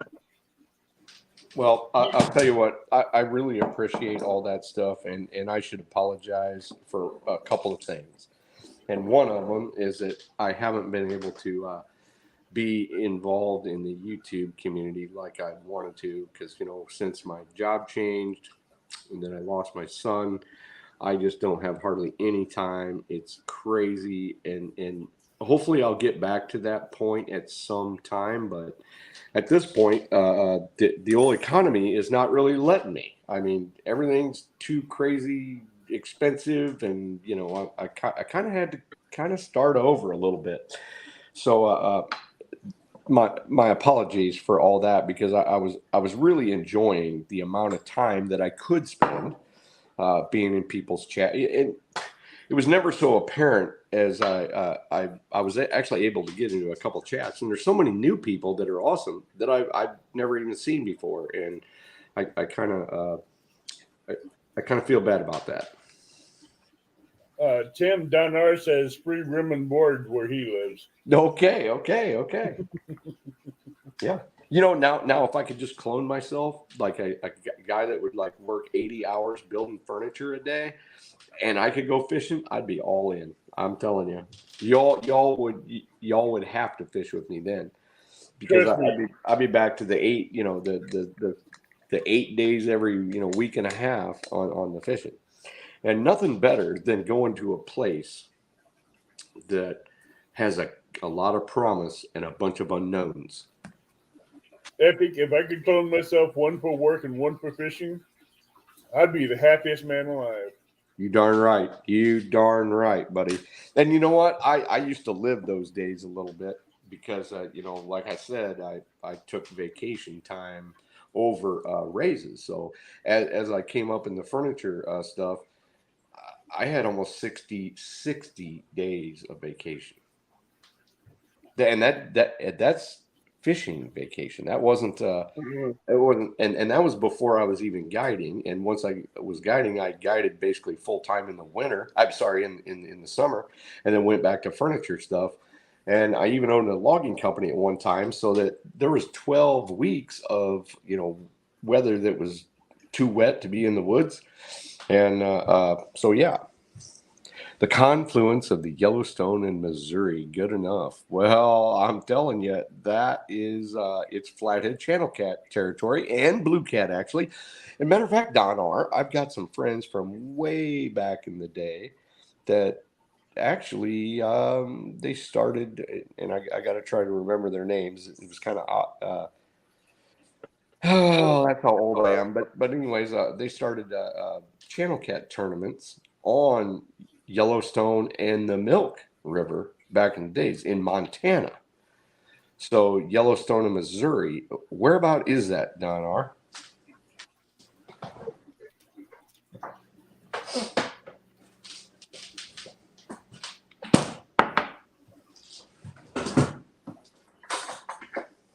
I'm waiting for a reply from him. Sure. Big Red says, we can only do what we can do, mad scientist. That's true. But I would much rather be a mad scientist for catfish than furniture. Trust me. Speaking of Yellowstone, I got that for Christmas. Oh, that's cool. My wife doing that. Hello, Lance. He says Montana, North Dakota border. Sweet. That might not. Don R., we may have to hook up in the next year or so, because I'd really like to get them kids that start. Actually, they were triplets, triplet brothers, and boy, it's been so long since I thought of them. But we talked on the phone pretty regularly back in those days, and that would be Brady Flatten, actually Flatten. That's the one I talk to the most. So if you've heard of those guys, because they do run that Big Sky Catfish tournament out there, if you know those guys, we may just have to hook up at some point if I have the time. I lived out there in Montana for a while, but really, I know the tournament you're talking about, and I know the river and lake, the two rivers that he's talking about. That's a good current, good river. Yeah, and they're really good guys. I mean, at least back in the day, they were. Matter of fact, I talked to Brady probably. I was on the way back from Minnesota, the lower Minnesota area, on about a 5-day Flathead fishing trip, and yeah, I mean, he even 15, 20 years later, he was still as excited about catfishing as he was, when we were both basically kids. So, yeah. So is everybody ready to the big confluence, the deep end of the pool? I'm just waiting patiently. Okay. I do have a quick question. Yes. Will you explain what the confluence means Yes. when you're going through this? I will. Yep. Because I have no idea what that means. So to start with, a confluence is usually where two bodies of water meets. Whether it meets at 45, 22 degree angle, 90 degree angle, 180, it doesn't really matter. It's where you got one major body of water and you got another tributary basically adding its water into it. So if you think about it, there's lots of confluence areas on the Mississippi.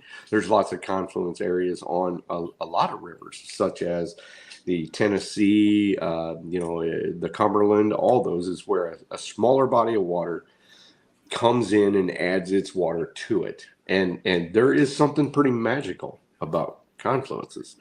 And there's no doubt, if you think about a lot of places where people catch big fish, just general areas or pools or however you want to describe it, some of the biggest fish in the world have really caught somewhere near a confluence or in the same general vein or, pool as a confluence. Right. So Lance McCoo guy says, Epic and Catfish Heroes need to come fish Wisconsin in the future. I'd love to catch a monster flathead channel cat with them.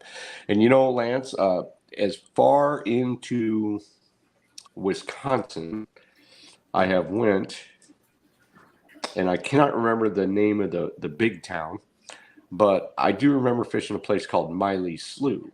And it really interested me because I was only able to stay there one day into that area because I was actually with a friend, and they have the main river, and then there was a slough, which means maybe a running oxbow, or it's almost like a tributary, but it comes in upstream and flows out downstream. Well, there was a log jam. There was 100 yards across and 100 yards deep. And this thing, to most people, didn't look like much because if you ran your transducer up into it almost before you got to the log jam, which closed off the entire slough, it's the transducer still, or the fish finder, the sonar, still read 4 foot. So since I ran a jet, I decided that I was going to see if this was actually true, because usually what happens is all that water gets pushed underneath that log jam. And it was a log jam in which there was mats of vegetation growing on top of it. So you knew it was there for a long time. Well, the closer you got, like within a boat width, it was still 4 foot because it pushes sand and sediment up from under. So I put the ass into my boat into the sticks basically, and it was 20 foot almost straight down. Now that is rare. So we only had an afternoon to fish it, but I hooked up a bullhead because I basically drove my boat right up onto it to the point at which it would have been difficult to get it off there. It was just kind of teetering. So the back end of the motor is still in the water, but right there where the log jam was basically, and all we did was fish straight down into 20 foot of water, and we caught 15 flatheads in less than 2 hours. None of them were huge. We did get broke off by one, and I did lose a digital camera right there with a lot of pictures on it, by the way, because I was releasing the fish and I was running the camera myself, and I ended up pushing my forearm on the gunnel of the boat, and you know what that does? Push the forearm and oh yeah, bloop right in 20 foot of water. But anyway, I can't. I would have to remember where exactly we were. I've been to so many different places; they all kind of meld together. But I'm sure I could figure it out. So let me ask Lance where the Minnesota River is in accordance to where he is, and he can answer that. Because the Minnesota River is an absolute gem. He wouldn't even need me and Heroes for that. I'll explain that if he's anywhere close.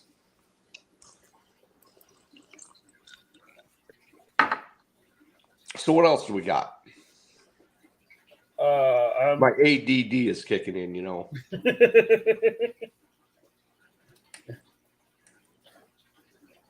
Sometimes I wonder if I have ADD. I think a lot of us catfishermen do have it to a certain degree. This is how silly the. Oh, sorry. Go ahead. No, I was just gonna say, you know, some of us just have a little. I believe I have a lot of it, and I have to really work hard at staying on focus, and that's part of the way I can communicate it pretty well is because I have to think about it all the time because I'll start running amok like everybody else. I get down in donkey waters. I want to try this. I want to try this. And I want to try this. And I've already tried that stuff. And I gotta suppress my adventure mind to stay okay. I'm gonna stay with what works, but yet I'm gonna listen to the fish because I'm ready to move. I'm ready to try something different. But if it's still paying off, I stay in those same kind of not areas, but at least in those same kind of dynamics. Oh, and look, Robert Rogers pulling out dynamics. Please explain dynamics of fast moving water, meaning slow water, and how fish will tend to relate. Roger, I've got that keyed up on the thing here, so that's good. Maybe we'll just kind of start there as the technical question after I get done explaining this stuff. Okay, so let me see if I can move my thing here. And I'm not.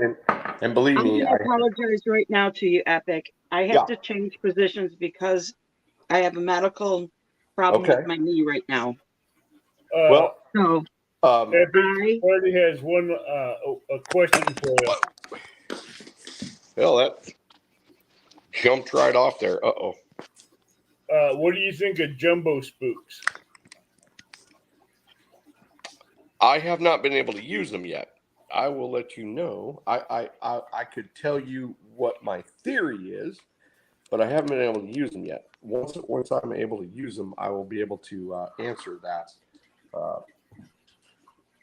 with a more intelligent answer. At this point, I'm thinking that jumbo spooks will at least give me the option of holding bait up off the bottom in slow water conditions. Because for me, slow water is usually kind of like what fast water is on the Tennessee in a normal situation, if you get what I mean. Yeah, he's talking about the big 7-inch spooks that he has out. Yes, the big spooks. Okay, can everybody see this pretty well? It's not really transferring that great to my phone. It's good. I see it real good. Can you read everything? Vaguely, but. So this up here says swift running tributary. This says slow moving tributary. This says canal, and this says creek.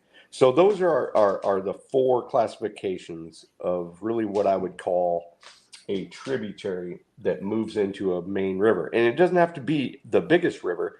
This could be a tributary, and then there's a smaller tributary coming off of this, and that would also be a confluence. So it's basically where two currents meet, and there's about four different classifications of what goes on where these two waters meet. Because matter of fact, I've seen about 6 different situations, but I'm going to just talk about the 4 most common. All right. So first we have to go to swift running tributaries. Swift. So if this is a swift running tributary that, and usually swift running tributaries aren't necessarily just a rock bottom. A lot of them have sand. A lot of them have gravel because they're swift and they end up chipping rock all the way up for hundreds of miles, and it just keeps getting pushed down and keeps pushed down. And so usually in a swift moving tributary with sand and rock, out here where this current meets, usually there'll be a zone right in here of where it actually shallows. And so it'll be, let's just say this is the Kaskaskia going into the Mississippi, a lot like Avid has. Now, it's been 25 years since I've seen it, but I do specifically remember it being fairly decent as far as depth here, but it getting shallow out at the mouth. Is that still correct, Avid? They just dredged it 2 years ago to where it's deeper now at the mouth. Okay, but why did they have to dredge it? Because rock material ends up building up out here. Right, and we do have a barge that goes up that river. Yes, there you go. Okay, so that's one. Two, when you get the slow moving tributary, this doesn't necessarily build up with sedimentary material, gravel, rocks, sand, all that stuff. So this sometimes on a slower moving tributary, this will eat out a shelf that runs almost straight across from bank to bank. So if you were to look at it sideways, here you got your water, here you got your tributary right here, and then your main river will almost have a shelf because you've got fast water running this way, and then the shallow water up here, and you'll actually have a shelf. That's a good. I mean, that I like that one a lot, except for the slower moving tributary like that doesn't really have a migratory fish, big fish standard. It doesn't have a cycle of big fish. They'll come up in to a slow moving tributary like a canal, and then they'll just sort of back right back out. If it is a swift running tributary, usually you'll have a situation where during the pre-spawn, you'll have mature fish come from your tributary, travel up here to spawn, and then the parents of the fry will go back out to the main river, and then the small ones will stay in here, and they'll grow. And they will grow to the point at which they're like with flatheads, usually about 3 foot, with blues usually to about 2 foot long, and then they'll start spilling back into the main river. Now, and therein lies your situation. It's not just the fishing situation, which I'm going to get to, which was Roger's question, which is how this current mixes with this current and how to set up on them. I'll have to wipe this clean and do a whole nother thing. But the one reason why the pools with major tributaries seem to, well, I can't prove it 1,000,000% or 100% because, you know, of course, I haven't studied it as far as numbers and whatever, but fishing experience tells me that if you have a major tributary on a big river, usually I get better success with giant fish in at least that pool. Let's just say there's a dam here and a dam here. This pool is usually better than the pool below it or the pool above it. If there's at least one big major tributary coming in, something that's 25% of the size of the main river. If it's a small creek or many small creeks, it doesn't tend to have a bunch of blue cats that are of huge size, but it may have big flatheads and it may have big channel cats, usually big channel cats. But to have big blues, it usually has to at least be, and with big blues, the bigger the tributary and the bigger the main river is, the more apt there is for really giant fish. Okay. Any questions so far? Okay, like on the Kaskaskia, about a quarter mile up from the Mississippi, there's a lock and dam. Mm-hmm. How would that play into the confluence? Well, it depends. It depends on what style of lock and dam is it. And I remember looking at it. I remember fishing near it, and it's actually in the spring when the water's up, or even when the water's up in the summer. It seemed that the dam, and it may be dredged a lot. I didn't fish it a lot, so I had the feeling when I fished it they dredged it because there was deep spots where it didn't make sense. Is that true, Evan? Yeah, and they dredged both sides of it because I know they were having problems with the barge that's going up there, getting high banked from the debris and everything, in the mud, all that settling in there. But now they had deeper spots where they didn't want it deep, and they filled them in. The rest of that stuff they shot over under the bank. Okay. Well, that makes it less predictable. You just have to read it as you're fishing it according to the time of year and what's going on. So you basically have to read current. But let's just say that there is on this tributary, say right here, a mile or so up, and it's a dam that okay, so you've got, and I know I talked about this in a couple shows. We have, which I know it's not a low head dam there, but the classifications of dams that I've seen are low head dams. There's wicket dams, which are wooden dams that the top goes up and down like this. And then there's clam dams that it will actually close and open from the top, but it will let a swath of water through. And why this matters is because if it's a low head, fish don't really travel up it very well unless the water is extremely high. Because they have to like go up. It's almost like a salmon ladder, if you get what I mean. Wicket dams are kind of the same way. But the clam style, even if there's a clam that comes from the bottom and the top like this, they usually open fairly close to the bottom so that traveling fish can actually move to and fro.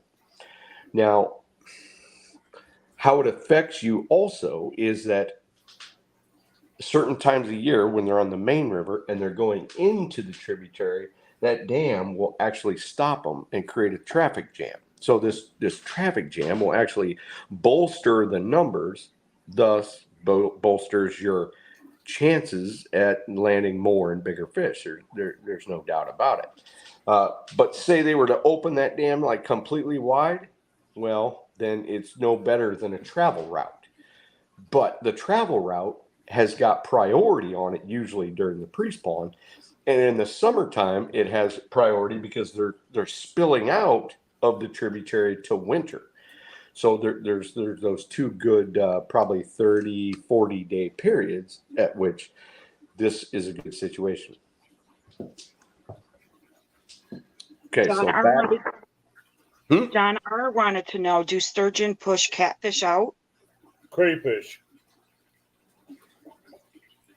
He meant crayfish. Oh, did he mean crayfish out? Yeah. I would think he means catfish because I think the T and the Y are fairly close. Okay. Yeah, I don't think it means crayfish because I mean that would be something that could be it. I thought he meant crayfish when I first read it. Right. So one thing about catfish is that the three species act a bit differently as far as their competition levels. Okay, so let me just focus this back up here. And this is something I know quite a bit about because of fishing spring, summer, fall, and winter, and running underwater cameras and being involved in the DNR. And I could give you a big list of, accolades as long as you want. But the one thing I do know is that flatheads specifically aren't all that fazed by other big fish encroaching on them for short periods of time. If there's fish that are large and they're encroaching in their space for an extended period of time, they will choose to move. Channel cats do not tolerate fish, and it doesn't matter really what they are, whether they're regular carp or Asian carp or other catfish or whatever, encroaching too much on their spawning grounds, or their summer holding grounds, because although that they will fight during the pre-spawn in their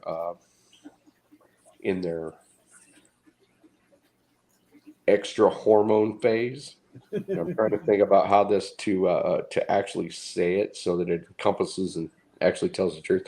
In their extra hormone phase, in the pre-spawn, they will fight a lot, no doubt.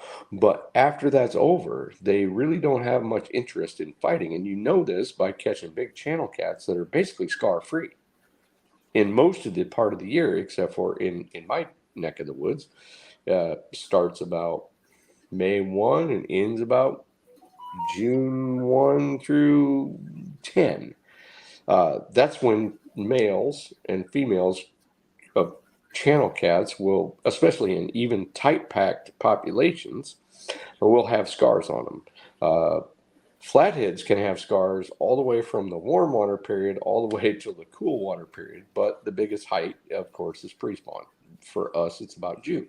So I could see the presence of large sturgeon kind of pushing their weight around, kind of set catfish off of their regular program. Because, I mean, how is a channel cat or a flathead or even a blue going to battle with a bony, gigantic sturgeon? I mean, they are going to displace them. There's no doubt. Now, if catfish during the height of it, like the fevered, where they're going to want to hold their real estate the best, sturgeon are probably no match. I would say that if a channel cat want to use his energy, if a flathead want to use his energy, or a blue cat want to use its best energy to ward off sturgeon, if it's one or two, fine, they'll probably win. But if it's an onslaught of sturgeon moving up and crowding their areas, they're going to go to a lesser area. And the channel cats are the first to do it. Blue cats are the second to do it. And flatheads are going to they're going to hold it like Hamburger Hill as hard as they can until they're pretty much wore out and they don't have any other choice or die. So what else we got? I seem to be seminar and stuff without a lot of feedback. Maybe that's good. Maybe it's bad. They were listening. Okay. Yeah. Mr. Duggar made a comment of, when you learn to read water, you become a way better fisherman, and why fish travel there and where they hold completes a milestone to being a great fisherman. That must be Duggar. That is Duggar, the alien's language. You got to love Duggar, because I'm telling you, Duggar has got a wealth of fishing experience. I've talked to him, about things at length, and I'm, and as a matter of fact, he's got a lot of experience, as so do a lot of other people in like the lower third of the United States, which I didn't have the privilege to fish down there. Alabama, Louisiana, just like our brother Creole, all that stuff. I find those guys to be a wealth of information that, it's very akin to what we fish up here, but there are some major differences, and I love it. Muskrat wants to know where his state record catfish is at. Do you really want me to tell you in open forum, Roger? Yes, it does. I'll race you to it, Roger. I know where it is. Now, it's in the Mississippi, right? Yeah, or up or up in the where the tributary, which the Ohio is a tributary at some point. A lot of people would be like, how can the Ohio be a tributary? Well, they're all tributaries. So you have Ohio is part of a creek to the Mississippi. It is. It's just a giant creek. And so you've got between the first dam and the confluence, somewhere in there lies muskrats state record. Now, they're going to be more prevalent in the winter period there because the Ohio is a slow water tributary. Okay. If it was a fast water tributary, as fast or faster than the Mississippi, you would have a lot of state records being caught there. But it's only going to be about that time, that winter period. I would say your best chances are for a state record in Ohio in that area is going to be mid to late fall, winter, and early spring. How come is skipjack in most places, but not here in North Carolina? Skipjack in states all around, but not here. Okay, River Rat, you got to explain to me what body of water you're on and what it connects to, because once you get on the other side of what is that mountain range called? The Appalachian? Yeah, the Appalachians. Water starts moving in different directions. And do you remember one thing, River Rat? 25 years ago, there's not a single blue cat existed on that side of the mountains. Those are all brought by people. And I can't guarantee it was only 20 years ago, maybe 30 years ago, maybe 40 now, because I'm kind of old now. I just turned 54. I'm pretty sure there wasn't hardly any of those, any blue cats, very few flatheads as far as that goes on that side of the mountains. So I think the earliest I heard of any stockings in that East Coast region, that North Carolina, South Carolina, was really kind of like places like Santee Cooper. I still remember when they were doing fishing shows on Santee Cooper where they were catching average size 20-pound channel cats, and 30s and 35s were fairly common. Well, I would say, we all know that once you stock blues into a habitat like that had giant channel cats, all of a sudden the giant channel cats go from huge to like this in relative short order. We don't all know that, but we're all getting to know that. Right. Because of the competition. Channel cats will choose a lesser situation. They'll hang out in lesser habitats just so they don't have to be dominated by, bigger, broody fish. That's just how it works. And we know this because we used to have pretty big channel cats in our power plant lakes until they put blues in. That was just 2004 to 2007 in Illinois. And channel cats that were averagely 5 to 15 pounds are now like a pound on average. So to answer that question, skipjack, although you can have skipjack on the other side of the mountains, because I do believe in, and I'm no biologic guy. I'm no armchair biologist that claims to know the history, the taxonomy, and all that there is to know about skipjack, because I didn't really pay attention to them until I started fishing in skipjack type waters, and they really weren't anything that I thought I needed to really study. I fished Lake Norman, Lake Wylie, and Catawba. So Lake Norman, I do remember blues being in Lake Norman back in the 2002, 2000 era. I knew some guys that fished that lake in specific, but nobody was really catching any really big ones. With the weather here, are catfish moving and feeding yet? Catfish Dog, you're going to have to let me know where you're at in the world and what kind of fishing situation. He's in Illinois, just north of Springfield.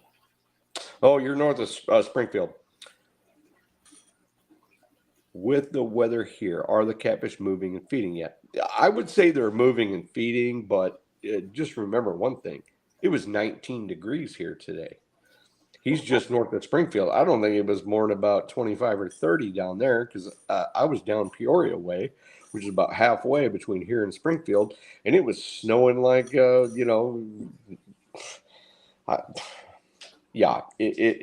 snowing. You know where the headwaters of the Kaskaskia is? I do. The Osage and the Kaskaskia form to meet. He's not far from there. Okay. And moving and feeding is all relative. Okay. So and I'm sorry to make this a little bit more complex than it has to be, because sometimes, just simple talk is easy. If I lived down in his neck of the woods, I could answer him right away. I'd be like, oh, not one of three things. I would say, yep, they're going great, or no, not really, or, they're not doing shit. But since I'm not in his area, I really can't say it in those terms. I would have to say, generally speaking, in March, in our neck of the woods, they're still in what I would call the preservatory state. That means they'll in March, it's not like full wintering, especially down there, because our full wintering cutoff line is only really about 100 miles south. So I would say down there, they would be probably a month ahead of us, maybe 2.5 weeks. And I don't look for catfish actually physically moving much and feeding in our territory until about April 15th. And that is based on about 30 years. So that's the best I can tell you from there. If you've had some, really extreme warm weather and your water temperature is higher, I would say, you could say, yeah, they're probably moving and feeding, but nothing like they're going to be doing by June. Right. Freddie's Outdoors says his favorite for flatties are goldfish. And, there's a lot of people that had success with goldfish.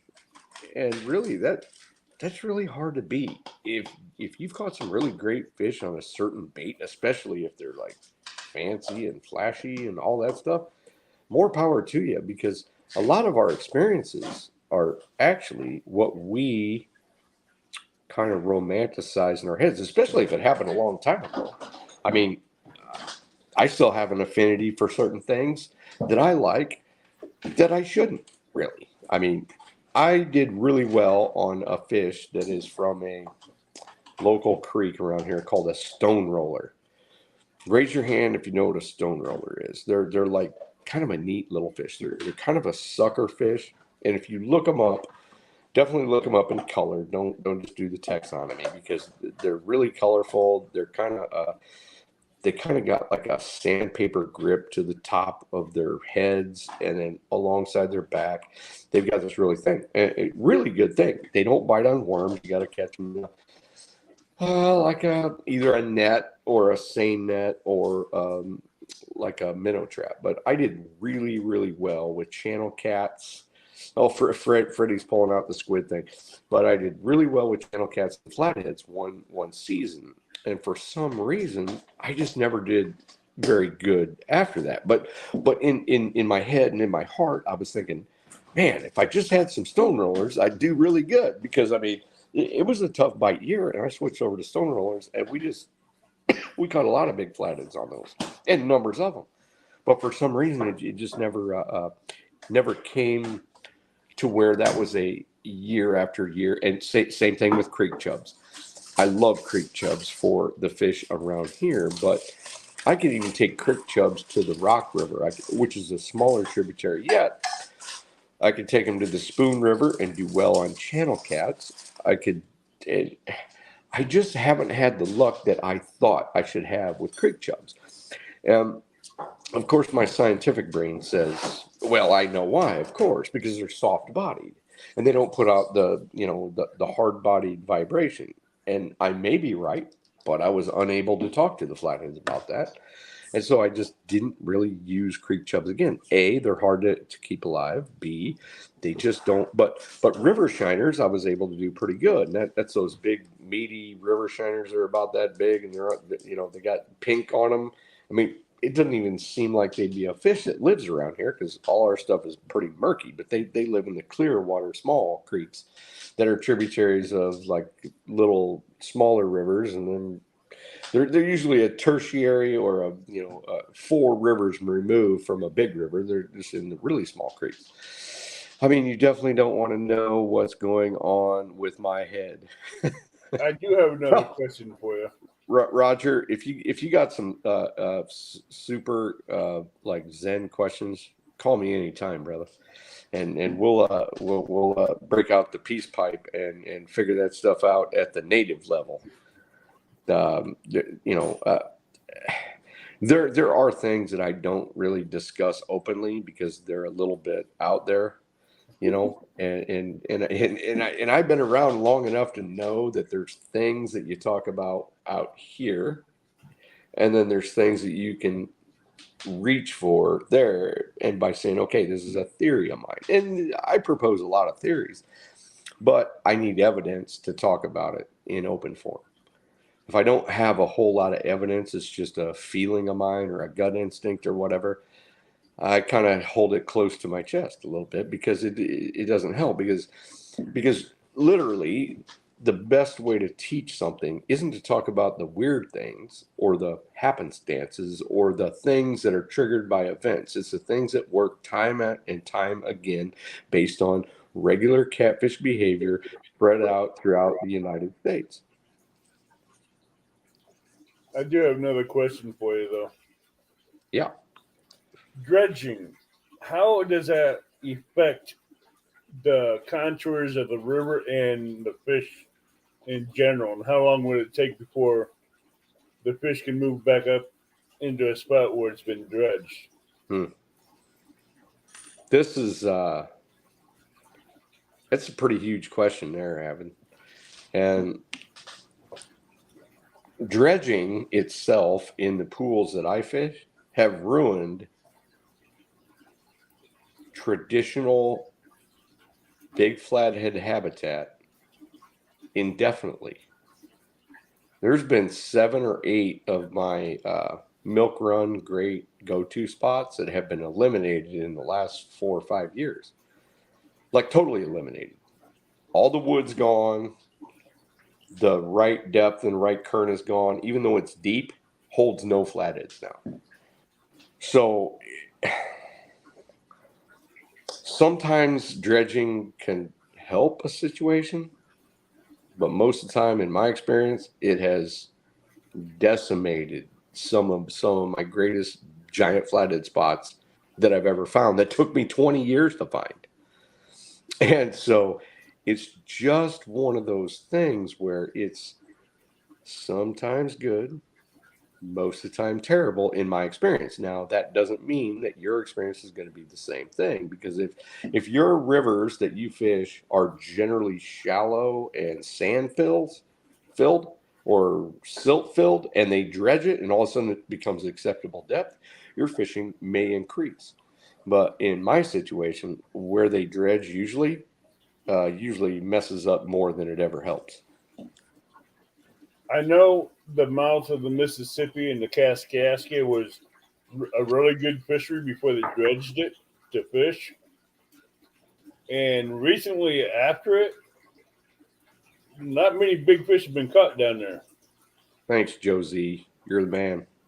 Yeah, and that can be the case because dredging can actually remove, because remember, we have that whole equation, and I might even write it up here again before I leave, but that whole equation it doesn't have one thing. It's got 3 major things, and then it has offshoots of all 3. Okay, so the first one being current, acceptable current to the species of fish you're after. So blues like the fastest, channel cats like the second fastest, but they're willing to deal with no current, medium current, and fast current depending on what their competition is. But yet if it's channel cats only, they prefer pretty much the best medium current that you can find that is a step above flathead current. Flathead's like the slowest current out of the 3, but not really slow. But that's just the first part of that equation. Then current, then you got appropriate depth for the 3 species. So you got blues prefer the deepest. Channel cats will kind of at certain times of year, they'll prefer way more shallow than flatheads or blues. During the summer period, they can go as deep is. I mean, 50 foot deep, whatever. They're just filling that out. But flatheads prefer like medium depth. So you got current, depth, and then you got cover. Blues almost they don't really care about cover. It's more about current and depth. Flatheads love cover over depth, blah, blah, blah. But it's not that difficult. But once you start dredging it, you've taken everything away except depth. So now the only thing you've got is lake. But if you dredge it, you automatically removed all the cover. So now it's depth with no cover, and the fish in those situations in a river, they have a choice of whether to be there or whether to be where they like the current the best, the depth the best, and the cover the best. So, I mean, a river is freedom for catfish. So they will choose not what they want, what they feel in inherited instincts. They will choose that over the other. Tim, I'm working on a 60-knot circle hook right now. How wide of a gap do I want? I want one that'll fit my wrist like this. I don't know what the see like this one. This is an 8/0. It looks like a big gap, but watch this. That cannot even come close. Okay, so I need one that the curve is as big as this watch.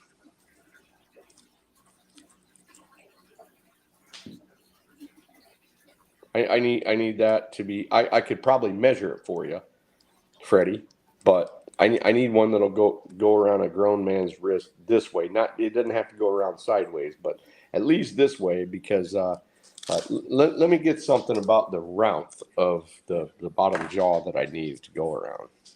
Freddie, are you going to have them in offset too? Offset circle hooks as well?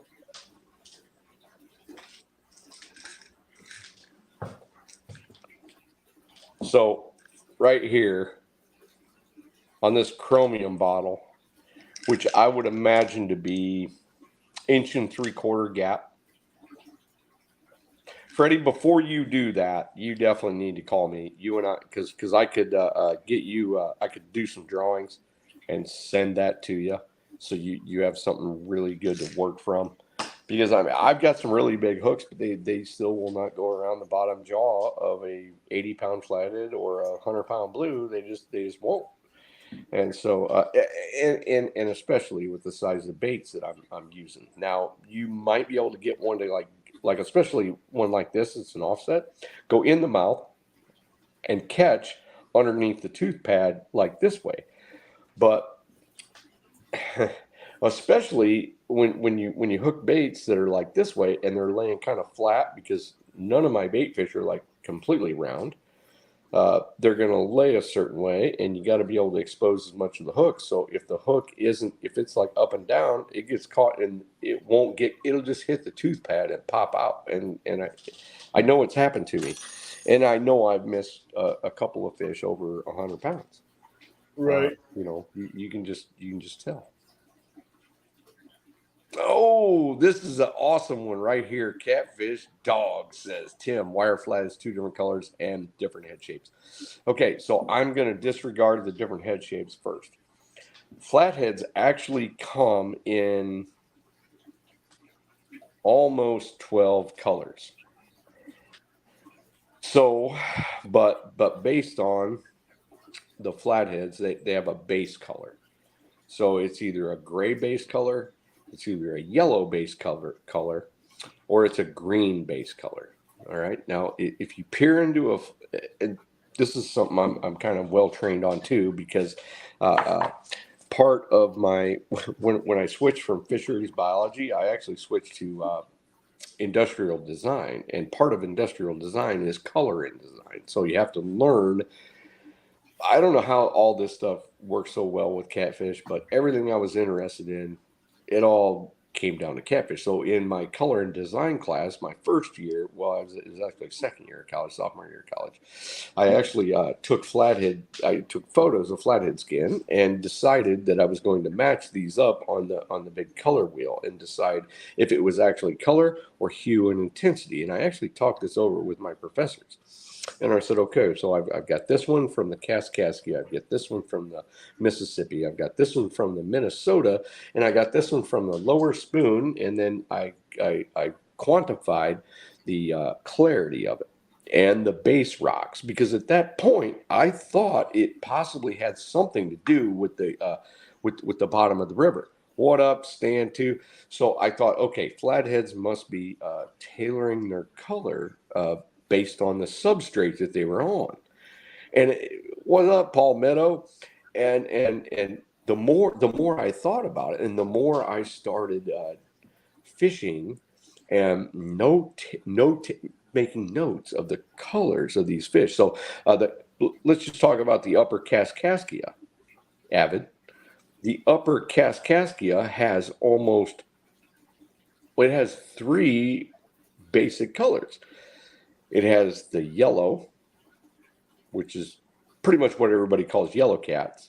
Then it has the gray black, and then it has the olive dark green, and it also has the base brown.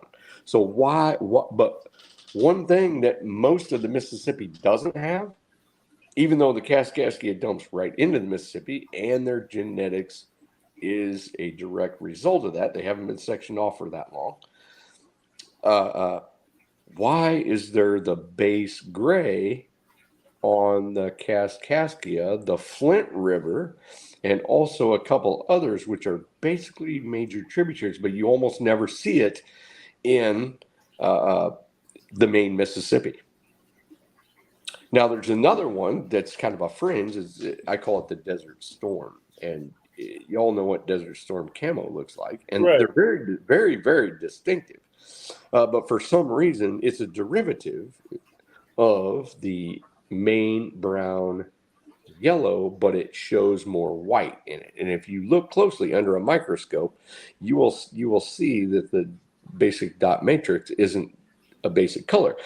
So I thought, okay, so how is this going? And Murillo, I'm going to read that in a minute, but I got to keep on this thought because it's been a long time since I talked about it. The one thing that I did discover is that most regular fishermen would tell me, oh, flatheads change color depending on what substrate they're on. And I thought, oh, it makes sense, kind of like a chameleon or whatever. So I did a lot of work and put them in tanks with different bottoms, same light intensity, same everything. I just changed the bottom content.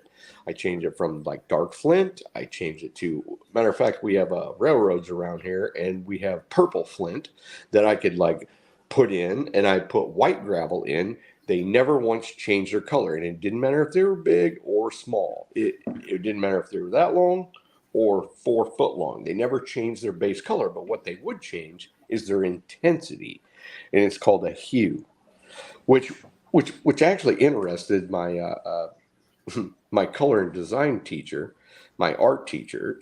She was actually very interested in, and my later teacher was pretty interested in this because, you know, of course, things that have to do with art, they talk about nature, and it was very, other than the fact I was kind of excited about it, but I never got a yellow flathead, a base color yellow, or even yellow black switch over to gray black ever. I never got a brown green to switch over to gray. I never got any of these. So it was genetics based, but the hue would change, which means intensity. That means either it was a little bit more dull or a little bit more bright, depending on the bottom substrate and the amount of light. Very interesting. Why they are the colors that they are, it's purely down to genetics. There's no other conclusion to draw. So anyway, that's the answer to that question. And it matters what river or lake or where those genetics came from to how many of the 4 to 5 base colors that they actually have, because some systems don't have the gray and some systems don't have the yellow. They have just the brown or the green based with the brown, and they have a little bit of black, but they don't have the bright yellow. Some of them have lots of bright yellow. Anything close to the Mississippi has the bright yellow. The one thing that does change too, you got me on a super fish nerd thing here. The bright, like the canary yellow, is more prevalent in clearer water tributaries that have been sectioned off so that catfish don't travel through to and fro all the time. Once they've been sectioned off for about 100 years, that tends to show up a lot more than the canary. There are some canary yellows, but there will be pools or rivers such as the Rock that has a huge amount of canary yellows. But then as they turn a little bit older, it starts showing the green. So the yellow being bright when they're younger, say like under 5 pounds, it'll start turning a little bit green, and then the prevalence of the yellow green showing up as they age and get more mottled is big. I do have to say, Big Wrench Catfishing knew it was genetics before you went into the whole thing. Awesome. So congrats, Big Wrench. So I could have just said, I refer to Big Wrench Catfishing, and it just stopped her right there. Epic, we are going to need you to send all 13 flathead colors so we can get Chris to use them for catfish clothes. Oh, buddy. Mr. Murillo, back in the day, and I wish I would have actually I had a computer that I made catfish camouflage in all the different colors of the catfish. So everybody knows like the simple catfish outline, right? So I took pictures, close-up digital photographs of all the different catfish colors, and then I developed a camouflage that you could print or put on a sticker, and I literally put it down my tournaments. I was never a guy that, like ProCast didn't sponsor me to be in tournaments. We sponsored the best of the best that were tournament guys, and they had that camo on their sleeves. It was pretty badass. Yeah, the flathead color wheel. I should really do it again one of these days. You peaked something earlier when you said there's one type of flatheads that's in the Kaskaskia that's not in the Mississippi. Why is the gray flatheads in the Kaskaskia but not in the Mississippi? It's got to be what some scientists refer to it as divergent evolution. Now, you can all Google divergent evolution. So it's basically the theory of whatever doesn't exist somewhere but has the chance to exist somewhere. At some point, the evolutionary Darwinian scale will point them in that direction. So as the hard gray black flatheads seem to exist in major tributaries off the Mississippi that are actually sectioned off. And it has something to do with the fact that so many years ago, I happen to believe intelligent design. I don't really, I'm not a big, even though I'm big into science, I don't really bite into that. A dog, a million years ago, this became that, and this became that, and this became that. I am, however, a kind of a fan of the fact that whatever was intelligently designed can change not its form, not its taxonomy, but yet it's kind of to fit its surroundings better.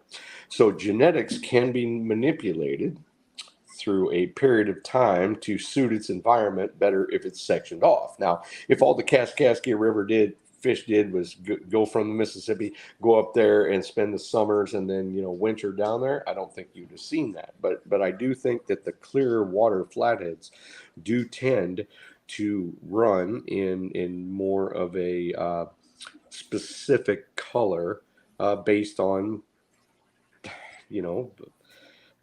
they just do better. It's not that they choose it. I think that some genetic markers can be turned on or turned off based on success. Yeah, okay. That's what I was going to say. So they don't go that way because they need that camouflage to protect them in the different waters. They do, and the better they can match their surroundings, and what they what they don't have is the same things that octopus have. You know how you've probably seen Channel 47 or Discovery Channel. Octopus can like move onto one thing and like change, or chameleons or whatever. They don't have that, but I do believe they have the opportunity to, or at least the ability to change their skin, not in a heartbeat like those do, but a little bit over time, like half an hour, 45 minutes, an hour, to go from like bright yellow to like less yellow, or from like dark gray and black to like more of a lighter colored gray or black. And that's what I'm telling you about. When I put them in tanks and different substrates, they could go from high intensity to lower intensity. But there again, all fish have that. Smallmouth have it. Bluegill have it. All of them do. I mean, put bluegill in high sunlight and all of a sudden they're very colorful. Put them in low sunlight and dark water and all of a sudden they're kind of washed out. It's kind of the same thing. I mean, it's not that flatheads have that as a specific, superhero, situation to their skin. They do have a superhero situation to their skin that is totally divergent from the rest of the fish species, especially scaled fish, and specifically in the non-scaled fish. Dale Hayslip, yes, I would really like that too, and maybe I should work on that because I do know a few people that could probably get something like that done. I turn red in high sunlight. Kevin, I turn so red, it looks purple sometimes. I've burnt purple in my past.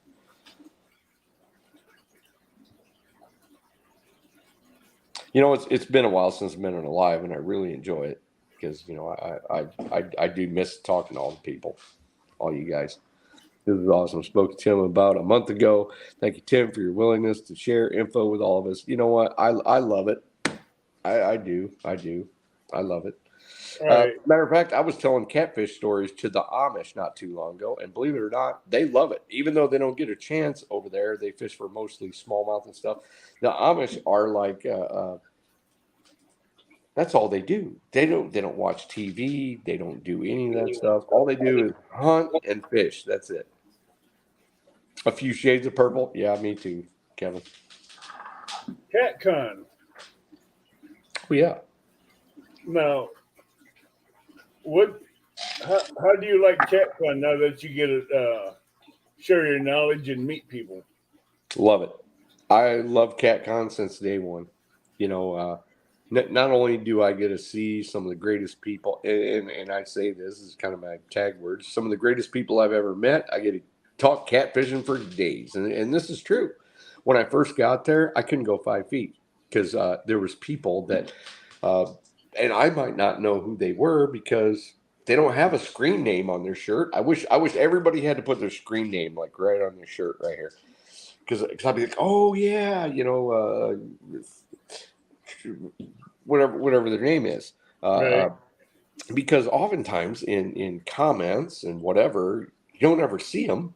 Maybe for their their moniker, they have like a catfish. It's whatever. I don't, because I do know one thing: when I'm busy talking with people, if I don't recognize people, sometimes people don't say anything. And you know what I tell everybody? Just break right in there. Just say, "Hey, I'm such and such, and I watch your stuff all the time, and I will make time for you." Because you know why? Because everybody is just as important. I wrote my username up. Yeah, you know what? I wish I would have seen that. I may have met Big Wrench. I probably did, but like from his thing, I can't tell who it is, so I can't remember. But I will say one thing: I met a lot of great people at CatCon. I thoroughly enjoyed myself. I hope everybody else did too. Now, have you missed Fishing Chicks crazy antics at CatCon this year? I did. I didn't see Fishing Chick this year. I missed her crazy antics and her talk and all that. Yeah. I loved watching her do her crazy antics to you on your stage. Oh, when she stole the catfish? And she said she's going to do it, and you said, no, you won't. She ran up there, grabbed it, and you ran across the stage behind her, son. Like, yeah. Bring that back. I need that. And you know what? That wasn't even planned. I just figured out that when she did that, I needed to chase her down because, I mean, I got a lot of hours in that catfish. That was funny. I tell you what, that was epic. You know what? Fishing Chick is a great girl. I'll tell you that. She had some of the most intelligent questions for somebody that fishes in her situation, because her situation isn't like the rest of us. We're kind of lucky in this middle part of the United States. She's like in the desert, and and so things that like I would think would be obvious here are not that obvious there, because she is dealing with a low catfish population and a high population of other fish that kind of act like catfish. So you're like, I don't know. Without fishing there, it's really hard to give her like good, sound, solid advice, except for do this, just keep spitting out the same stuff that I do. Yeah, bro. Lisa is a hoot. Oh yeah, I've had her as a guest a few times, and I tell you what, she can make anybody laugh.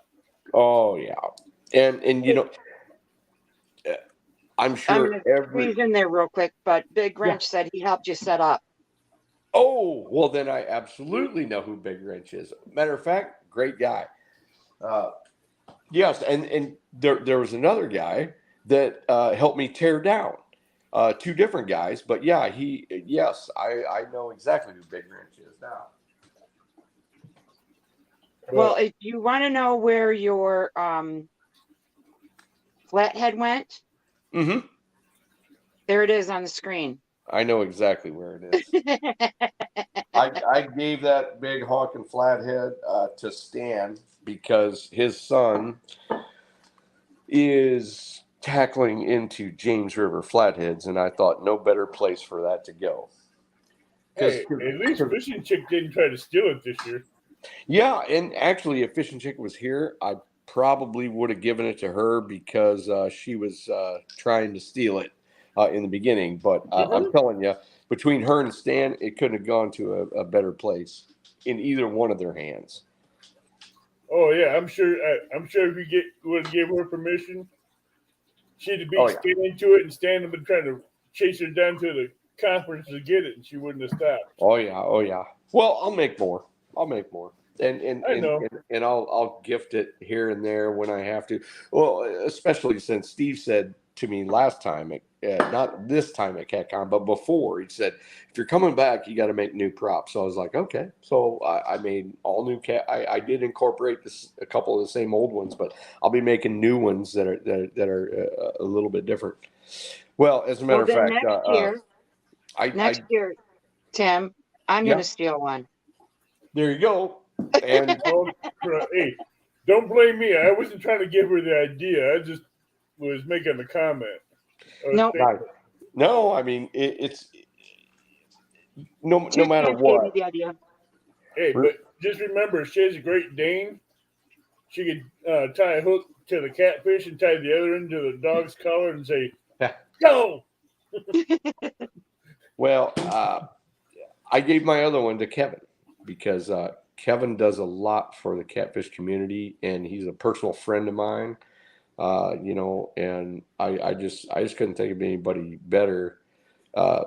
It's kind of like when you're a kid and you do a drawing and you give it to someone. It's a piece of artwork, and people may like it or they may not, but it's something kind of special in my heart. So I kind of try to give them, to people or sell them, because there was people that wanted to buy my other ones that have a lot of, they had a lot of time. They were like my, I did like the super flathead skin, and I'm so glad who they went to, and they came up early, and I thought I was going to keep using this.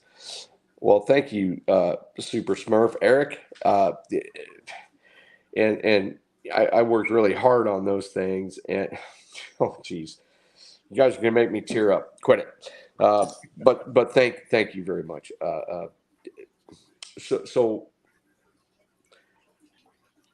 when you build stuff or when you do stuff that's from your heart and you give it to people, you just hope that they appreciate it as much as the thought that goes with it. And I think the people that I chose this time would absolutely appreciate it. And I was thrilled that people liked my other flatheads that were like crazy. They were crazy realistic.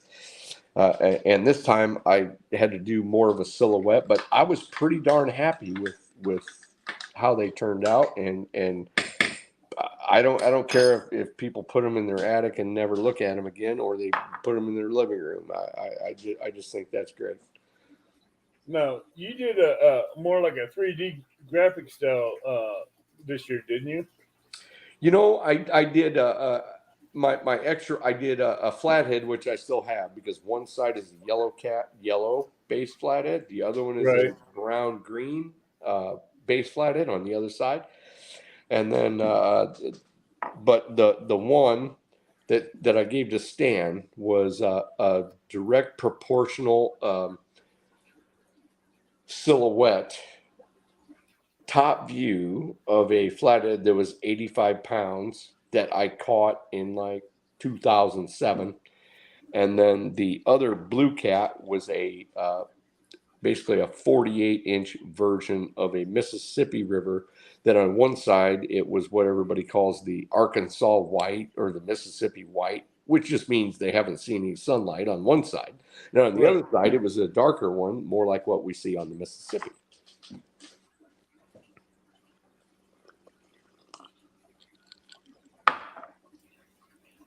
Thanks, Don R. You know what? This is why I miss this. I really miss having the time to talk to everybody because y'all are so great. I mean it. I'm still targeting the Illinois State Flathead record. That's why I love fishing the Kaskaskia, because it can happen at any time and you'll never know. I can tell you where I saw the Illinois State Flathead record and possibly the world record in 1997. Where was that? And that was below Shelbyville Dam. And I saw it in clear water underneath a 2.5 foot carp that wasn't doing too good. And his whisker extended from the tail to past the mouth at least 24 inches. That's all I'm going to say. I'm just going to say I saw it with my own eyes, and I saw it for a long time. I know. And I could not get that fish to bite.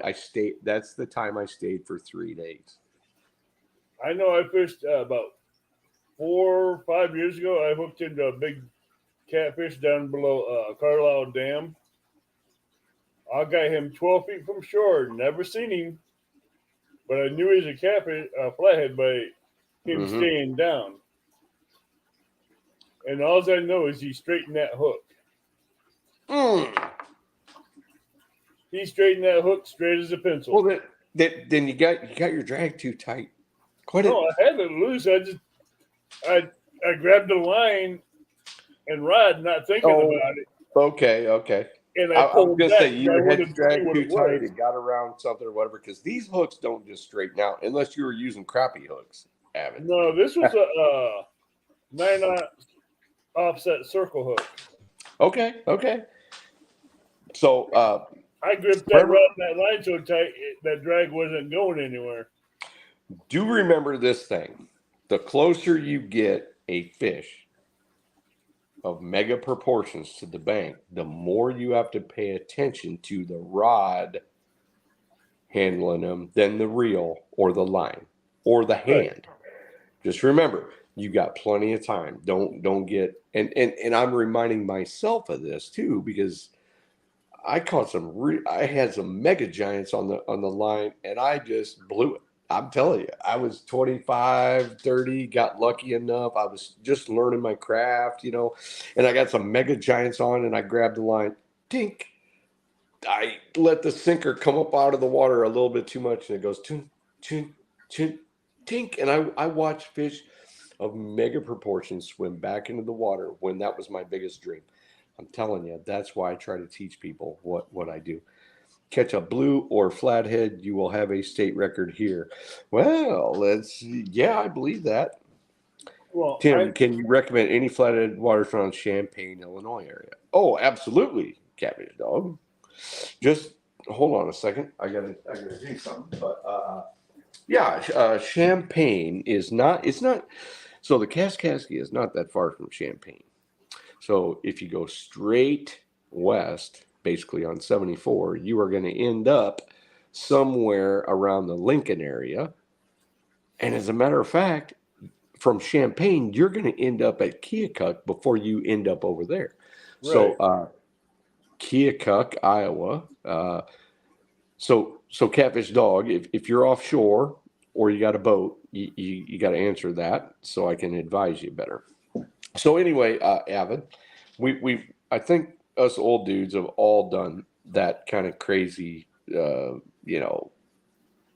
the shore. We had our hooks straightened out, or we had our hooks broke off, or it got caught in a log, and you end up bringing the log and everything until you tried to pick it up out of the water, and then I've had many customers get overexcited, or guys that are kind of new at it. And I'm like, okay, when it gets to the thing, don't let it scare you. And then you pull up really hard and break the line before I get that net under it. It stands probably still in there. And I put my hand on the shoulder and go, you got all the time in the world. Just relax. Just work the fish. Take what he has. Don't try to force the fish into doing what it doesn't want to do, because it's going to fight you. So if you bring him along for the ride, you're really going to be able to lead him like a big dog. Well, I had him on a 12-foot heavy action catfish rod, and okay, I know I had him out of the current because I had to pull him out of the current 3 times. That's a big flathead, Joe Ziegler. Big flathead. And that last time, I thought I had him close to shore, and I was just trying to get him up enough to where I could get a net under him, but he would not fit in a net. Well, I'm here to tell you, they will fit in a net, but you got to get them to do their thing to where you got their head. Well, every giant flathead or small flathead or blue can literally whip their tail and touch their own face. Believe that or not, they can all curve like that. Find a nickel for every customer when a giant flathead or a giant blue came to the service and they said, we don't have a big enough net. I'm like, yeah, we do. Just watch this. Because they will fold literally in half. But you just got to have the right timing. You got to have the right whatever. Because too big of a net and you can't direct the net. Right. I mean, that I opted for a what is that? The monster net. You got 2 sizes. You got like Creel's giant size net, and then you got the 1 step down. Everybody's like, you're crazy going the 1 step down. It wasn't 150, it was an 80.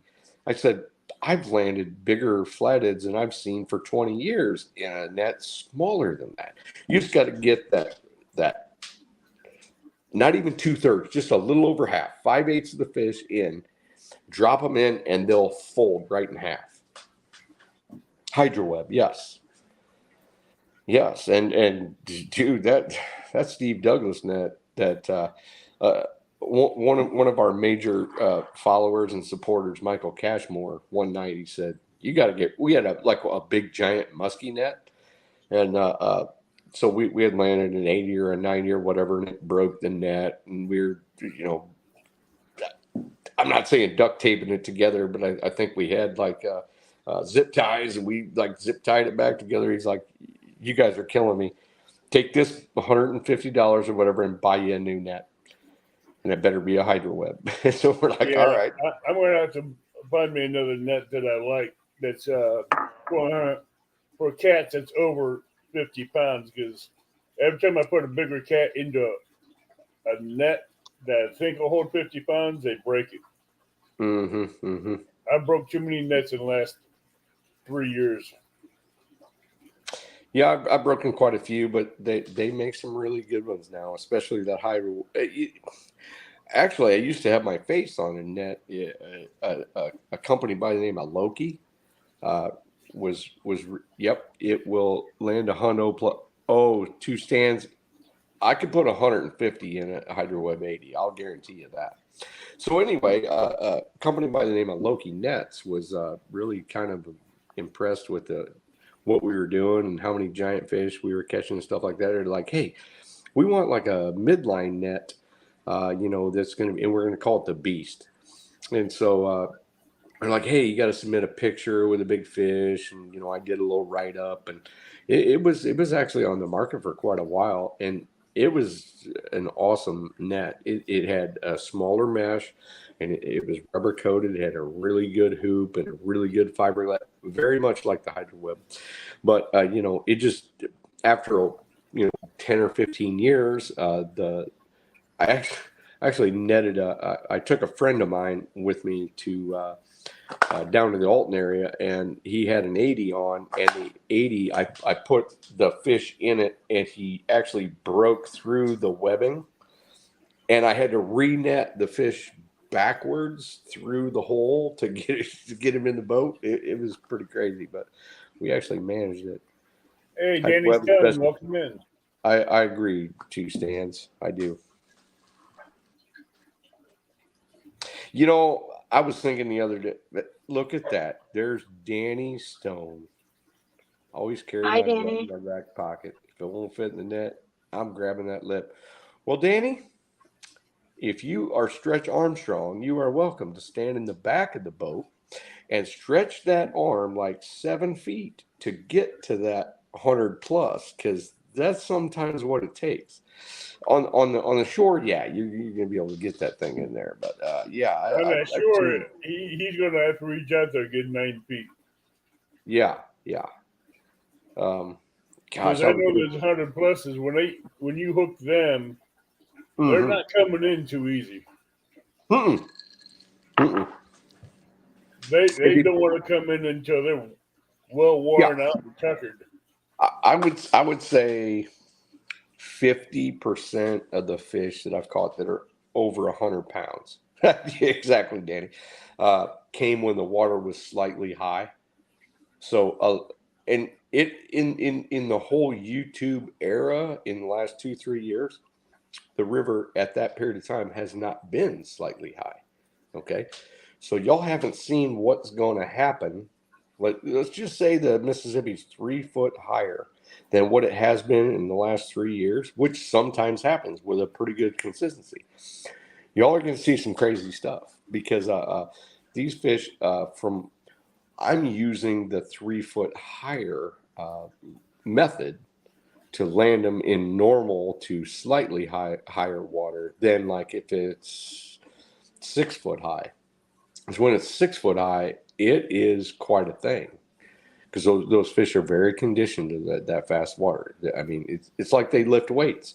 They're so athletic that if you catch a fish that is coming from normal water, just say it's been normal water all year, they're still relatively feisty. But when you get one in the boat that has been 4 weeks in high water, those things are like, I don't know what you want to call it. It's almost like they've been like bodybuilding or something. They're even that much crazier 3-4 weeks into that heavy water, that high, heavy water, that it's kind of night and day. Oh, I understand that. 2 stands, quit abusing the best James River catfish, Flathead catfisherman. We know you're trying to get him out of the picture so he can be number 1, 2 stands.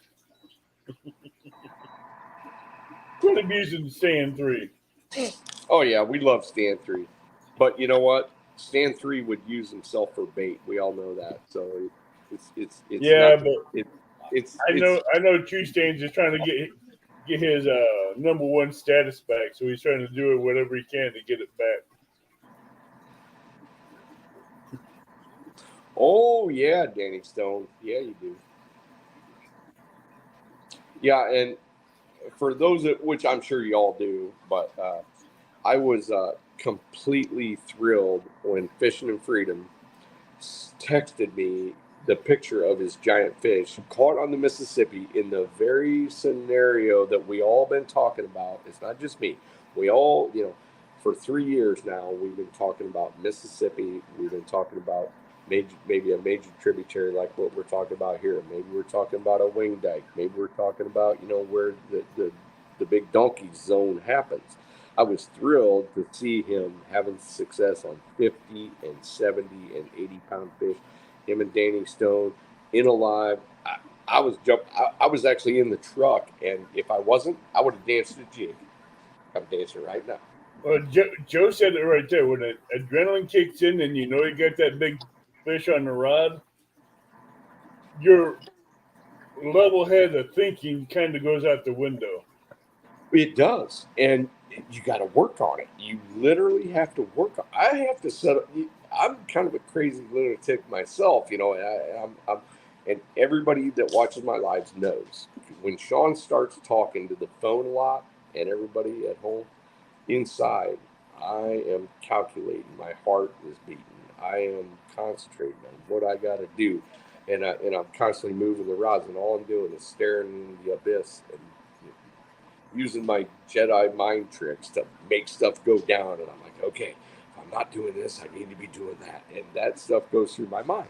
Sean's talking a thing, but eventually we're going to happen onto a big fish. It's going to happen.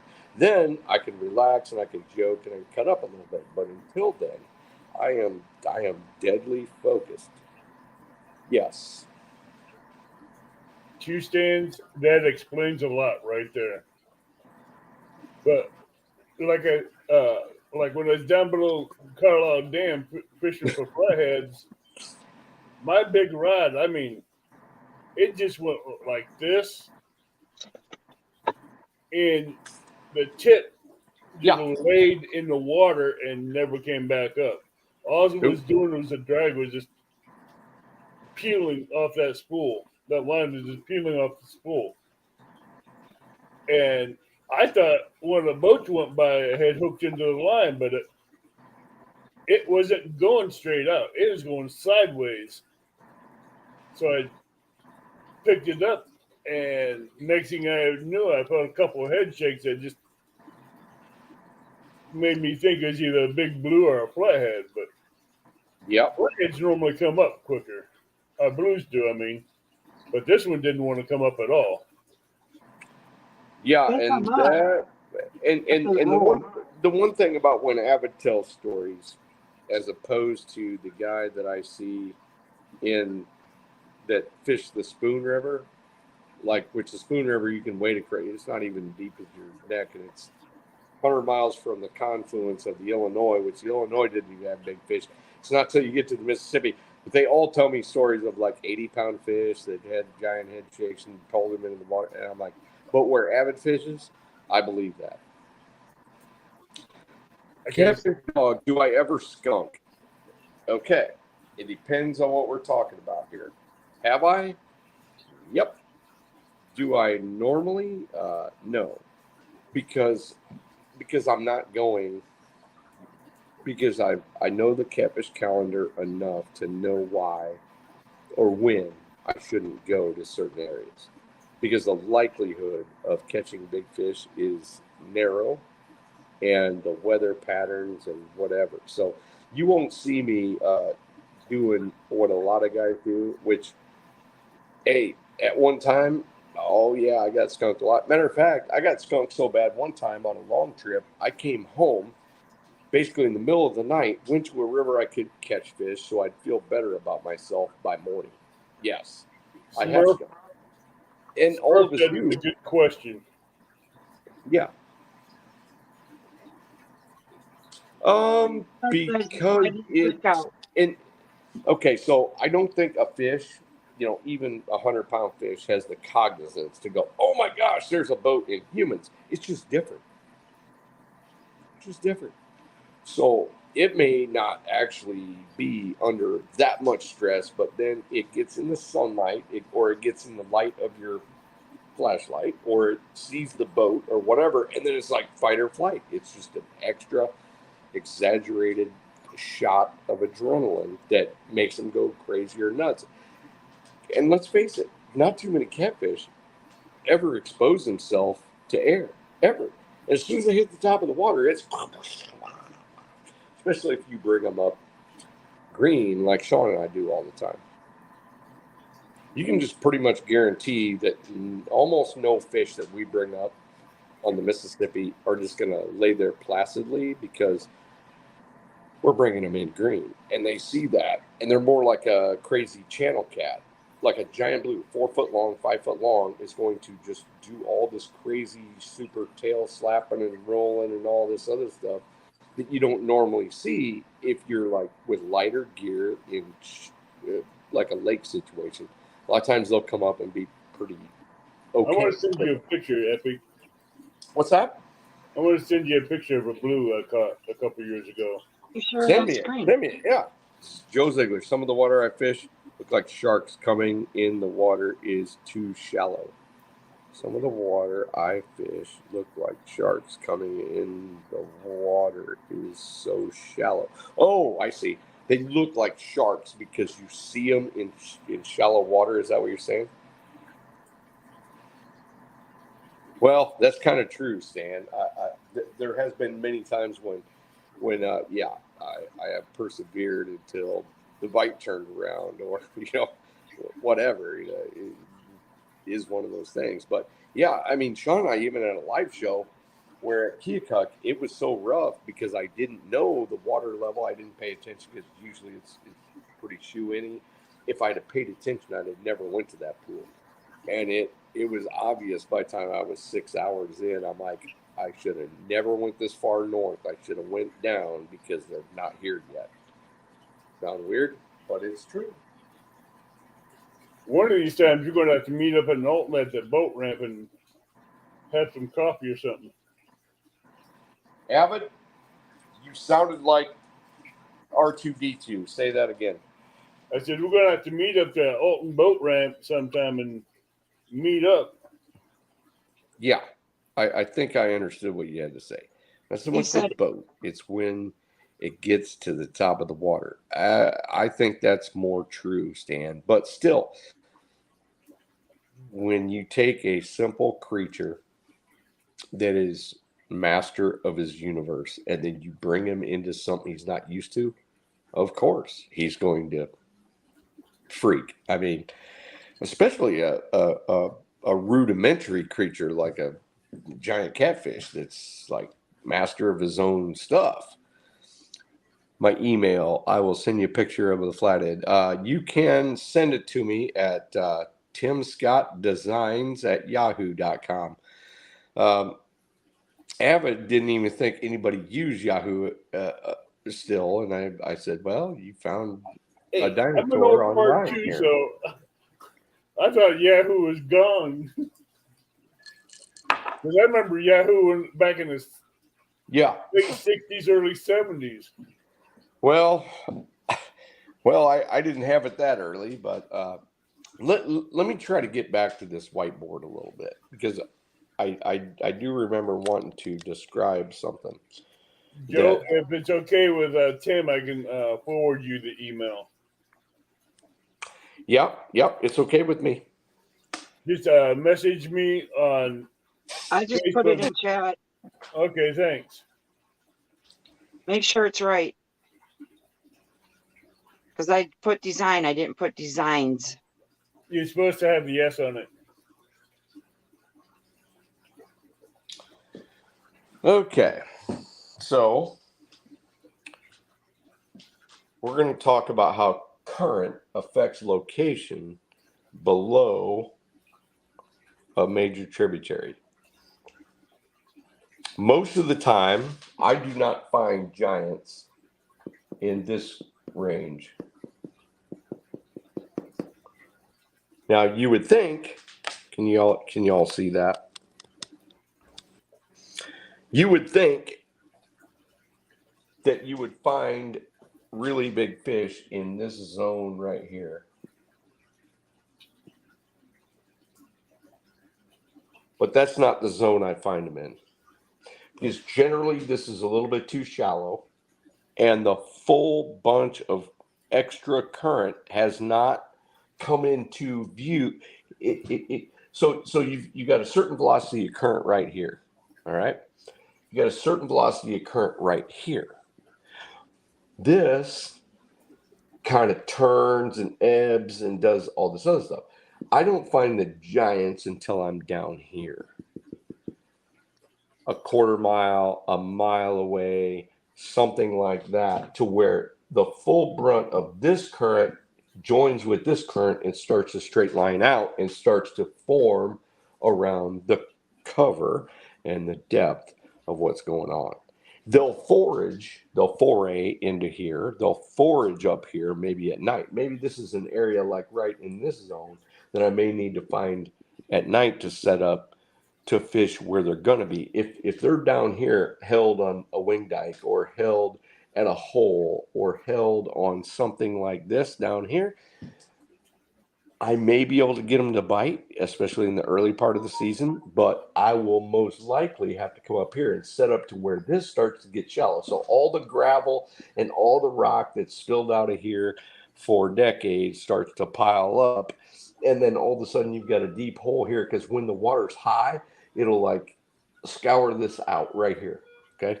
They may not hold here, but they're going to come here at some point. So if I'm marking big fish a quarter mile or, you know, an eighth of a mile down, I may need to move up into here and ambush these fish. I may need to anchor in 12 foot of water that leads into 25, and then eventually down here gets into 80. That I can feel comfortable with, even if I don't mark fish. That picture I sent you is one I caught. Okay. New Athens 2 years ago. Okay. Now, here's one more thing. Is Roger still in chat? I think so. I think he was driving and listening. So I wanted to talk about one more thing. So if the main river is a slow flow, like normally, if it's down, if it's not like really cooking, and this is up, just say up in the headwaters of this tributary, it rained a lot, I've got a whole lot of water pushing into here, it will change this whole current dynamic and it'll shoot it all the way across the river like this. So I may need to fish this outside bend, and maybe even an inside bend. But even if this is like a shallow flat normally, and all of a sudden, since this is up and dirty, this is low and clear, I have actually went across the river where this is normally no good at all. But since the dynamics of this has pushed this whole current over here, I may need to fish over here, or I may need to fish where this current is slower and then this current is a little faster, and I will throw baits into the headwater of where it turns faster, because that's what Roger is talking about. That is like how the dynamics of that whole situation, because this is a little bit slower, this is a little bit faster. There might be reverse current, there might be an eddy right here, but then as you go down, maybe this is mostly a shallow flat, and then it kind of falls off right here. And so maybe right here. But if this is up and this is down, I'm going to fish tighter here. Does that make sense to everybody? Yeah. It does. And it makes perfect sense, because where you said you wouldn't fish where it first was flowing out, you would fish just past it. I was fishing where it was flowing out and I didn't get a bite there. And I'm like, why? This explains it. Sometimes that's the right where to go, but remember one thing, just because we have because I have a preconceived notion that's where I want to try first, I'm not always right, because there's subtleties that us humans, even though I've been doing it for years, I can be wrong. I can be like, okay, they should have been here, but and then I go out to here, but I know they're somewhere close. I'm just telling you the most likely situation. But sometimes it's not. It just doesn't work out to where it is the most likely. It is I'll usually go to here if this is up and this is down. If this is up, I will go. If this is down and this is up, I'll go to here. If this is up and this is down and if this is muddy, I'll go to here. But somewhere here, I'm going to find fish because it's the magic of the confluence.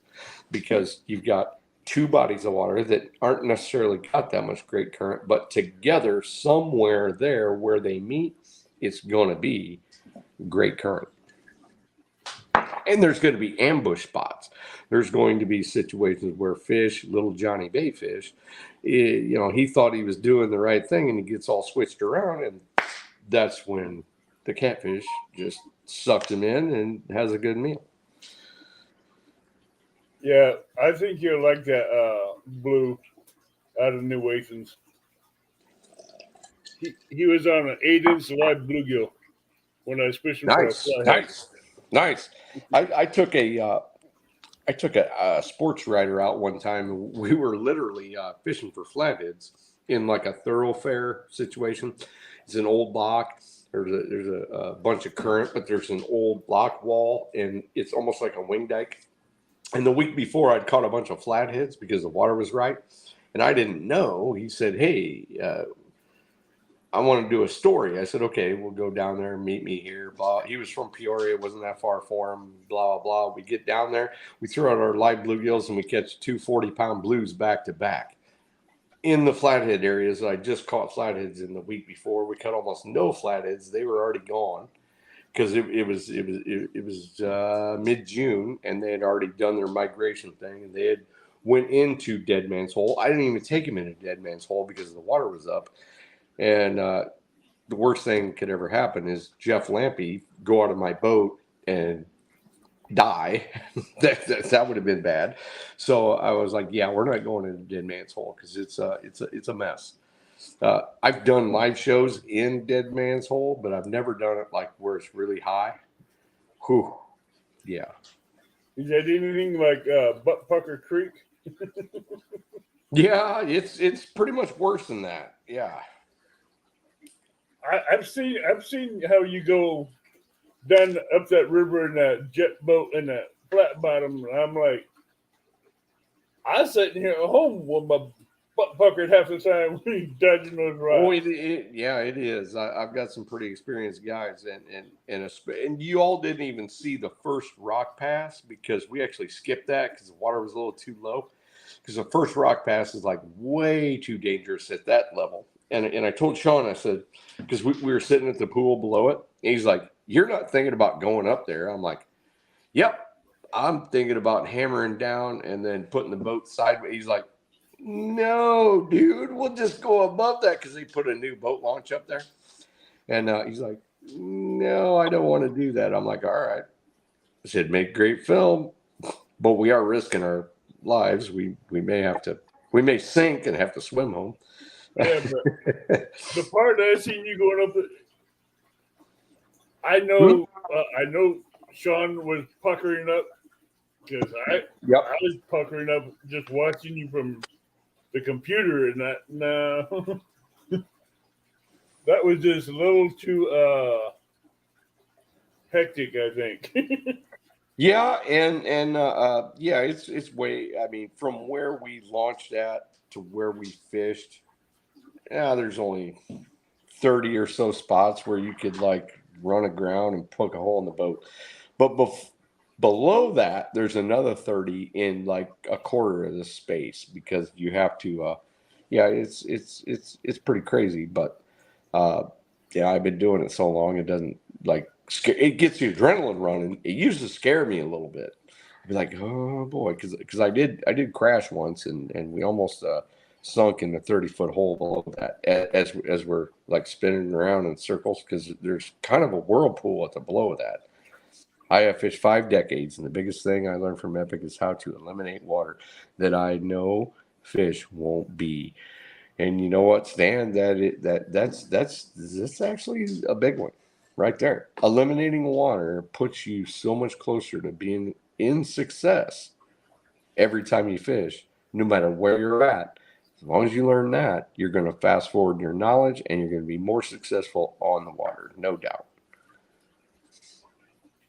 Oh, Robert. Actually, the act of spawning takes about 15 seconds.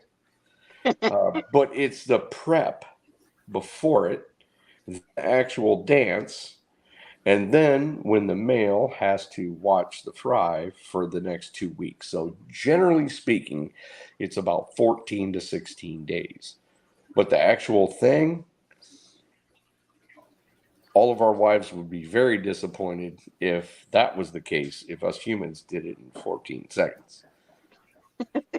Yeah, I think a lot of wives and girlfriends and have a conniption bit over that one.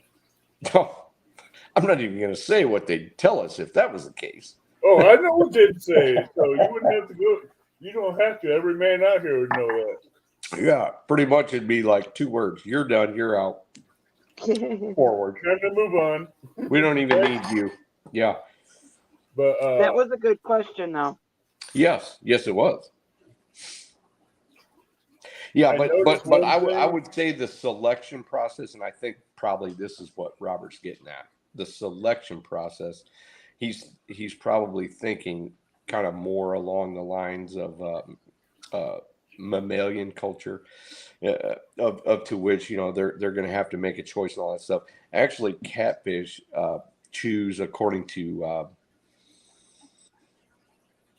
real estate more than they do the actual individual, because and we kind of know this, and I would say it's more of an extrapolation than it is a complete knowledge because we can't talk to them. But basically, Flathead's channel cat, and I cannot speak that intelligently about how female blues choose male blues because nobody's really done any great studies on where they even spawn, even though, yes, we can find some of them spawning shallow in certain locations. But like on the Mississippi, I believe a lot of them spawn deep.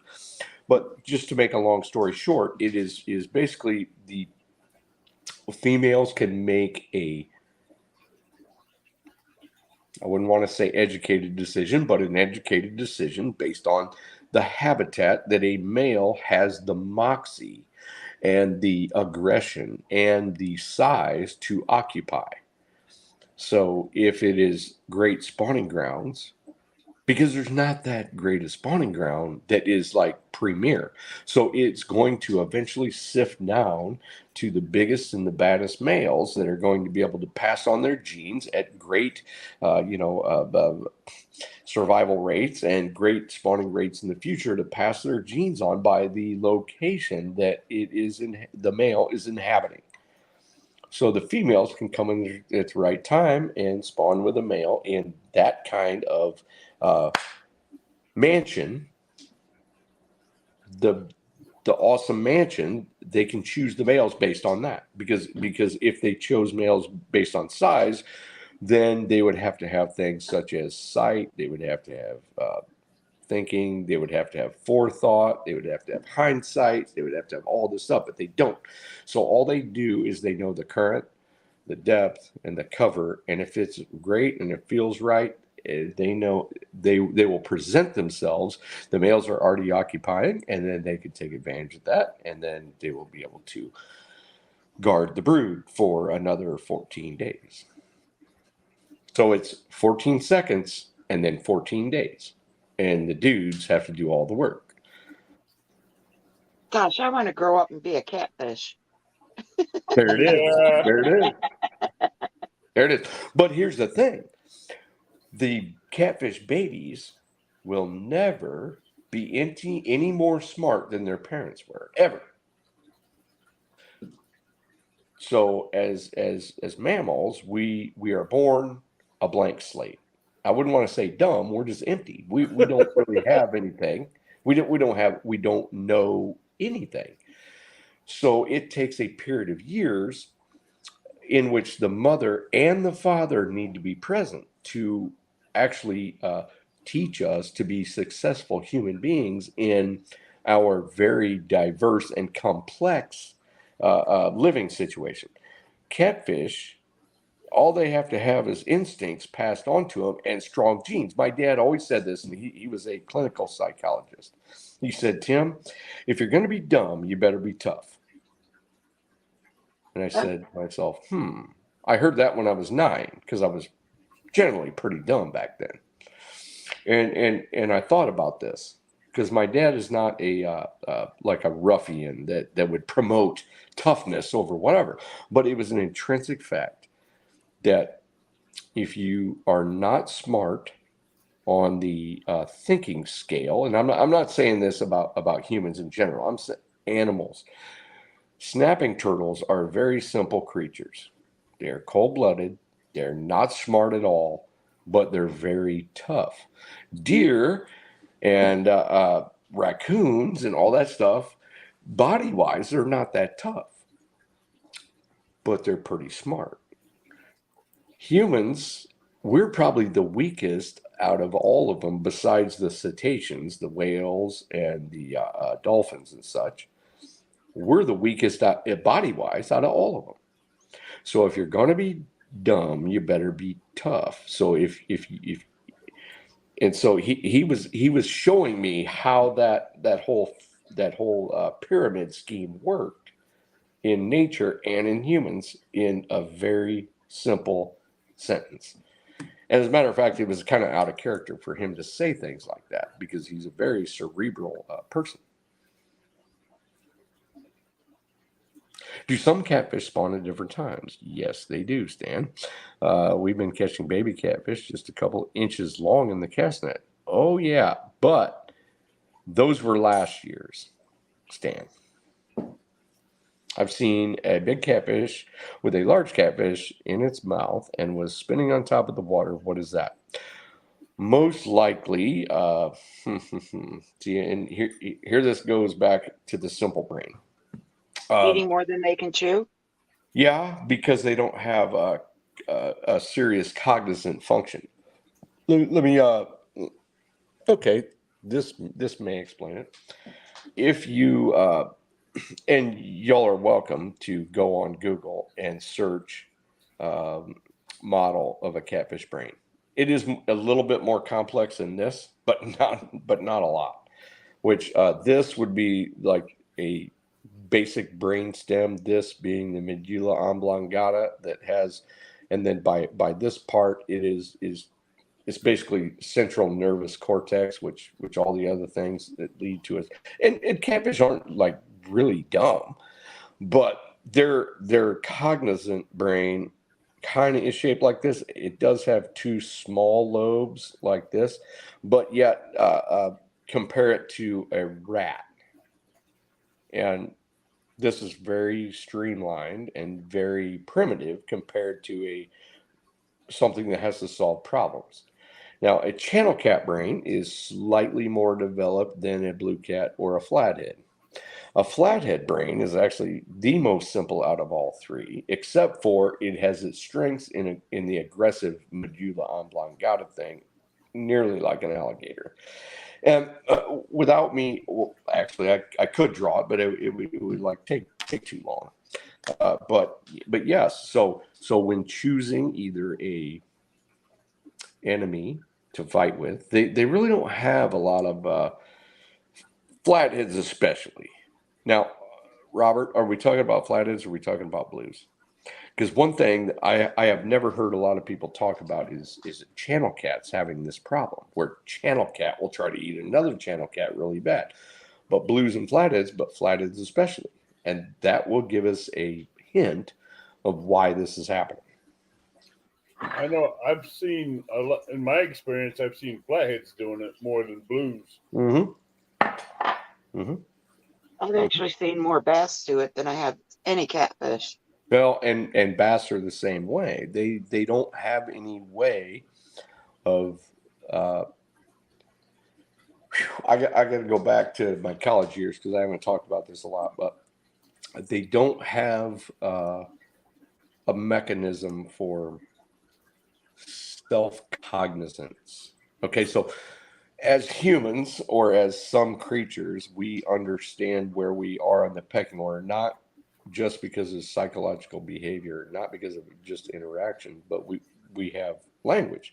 But take all that away, and we don't really, if we don't have any idea of how big or small or important or aggressive or less important or whatever on the hierarchy, we have no idea. So small fish will yet attack large fish. Sometimes once they get to be a certain age, small fish will literally try to eat others because all they're getting is like simple information. And a 65-pound blue with a 35-pound blue. Okay. Now that could have been two things. That could have been either trying to eat them or trying to say, okay, you need to be out of my space. Or just, because all fish can be aggressive with each other, Robert. We all know one thing too, even though Bass Pro doesn't really tell you, but as soon as they put a giant blue cat in a Bass Pro tank, it might go good for maybe a week or two, but then there's some problems. Missing fish. Hmm? Missing fish? Not just missing fish, but attacked fish. And, another fish that's like 45 pounds and the blue is 50, and all of a sudden there's bite marks all over his face and his tail one night, and then pretty soon the world record crappie is being pooped out in the tank, a week later. And they all think it's going to be cool, and they think, okay, we're going to feed this 80-pound blue plenty of fish and this and that and the other. Well, that doesn't work. That doesn't work because they're aggressive. They'll be fine for a week, and then all of a sudden they'll go on this big tirade where they've eaten bluegills the size of dinner plates, and they've bit the world they've bit the world record prized walleye.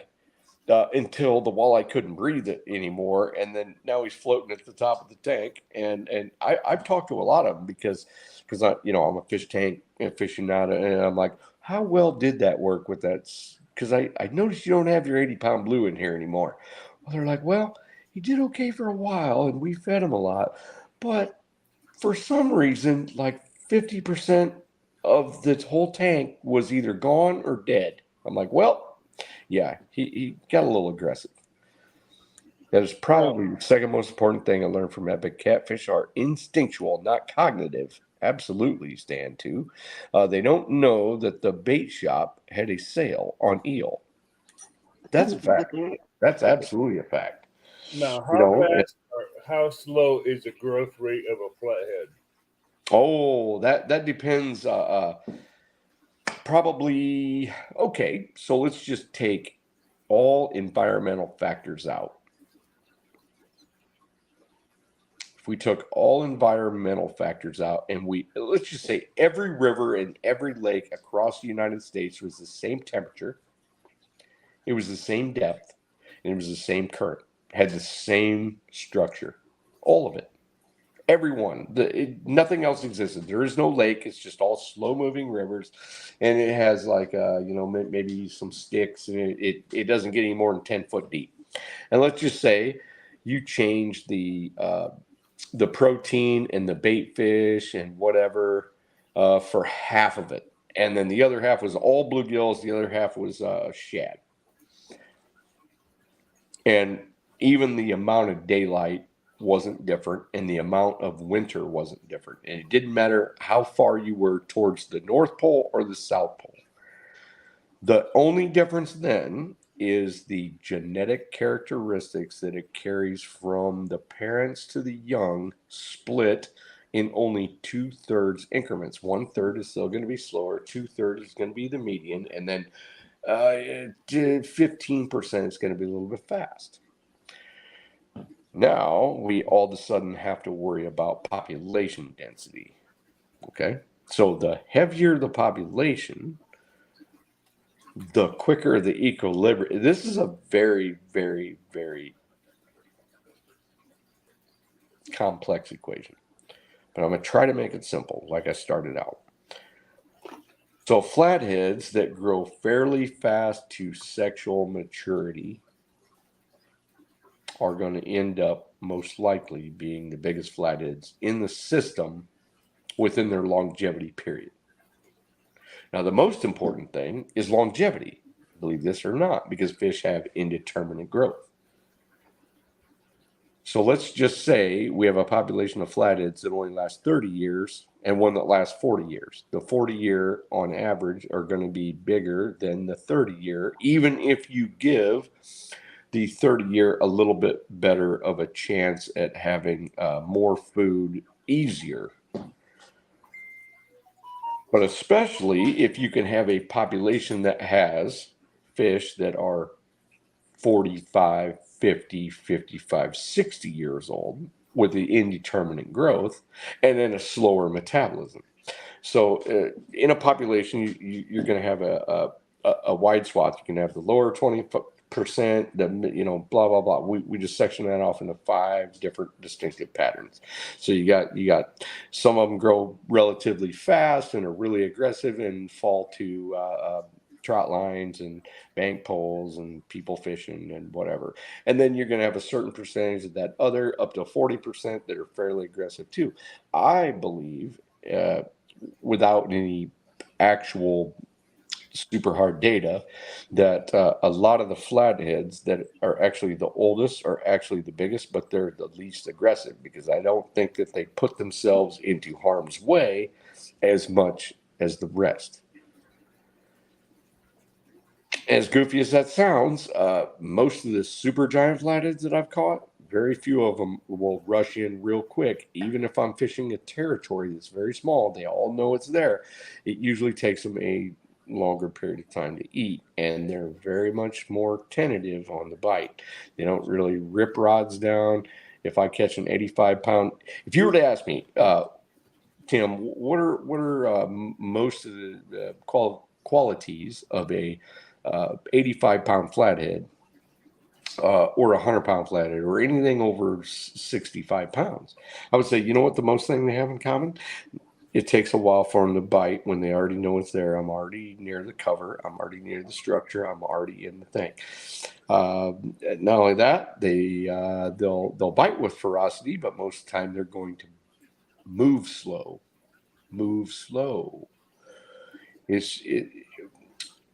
But other than that, I can't really tell you, except for we know that indeterminate growth is a giant factor.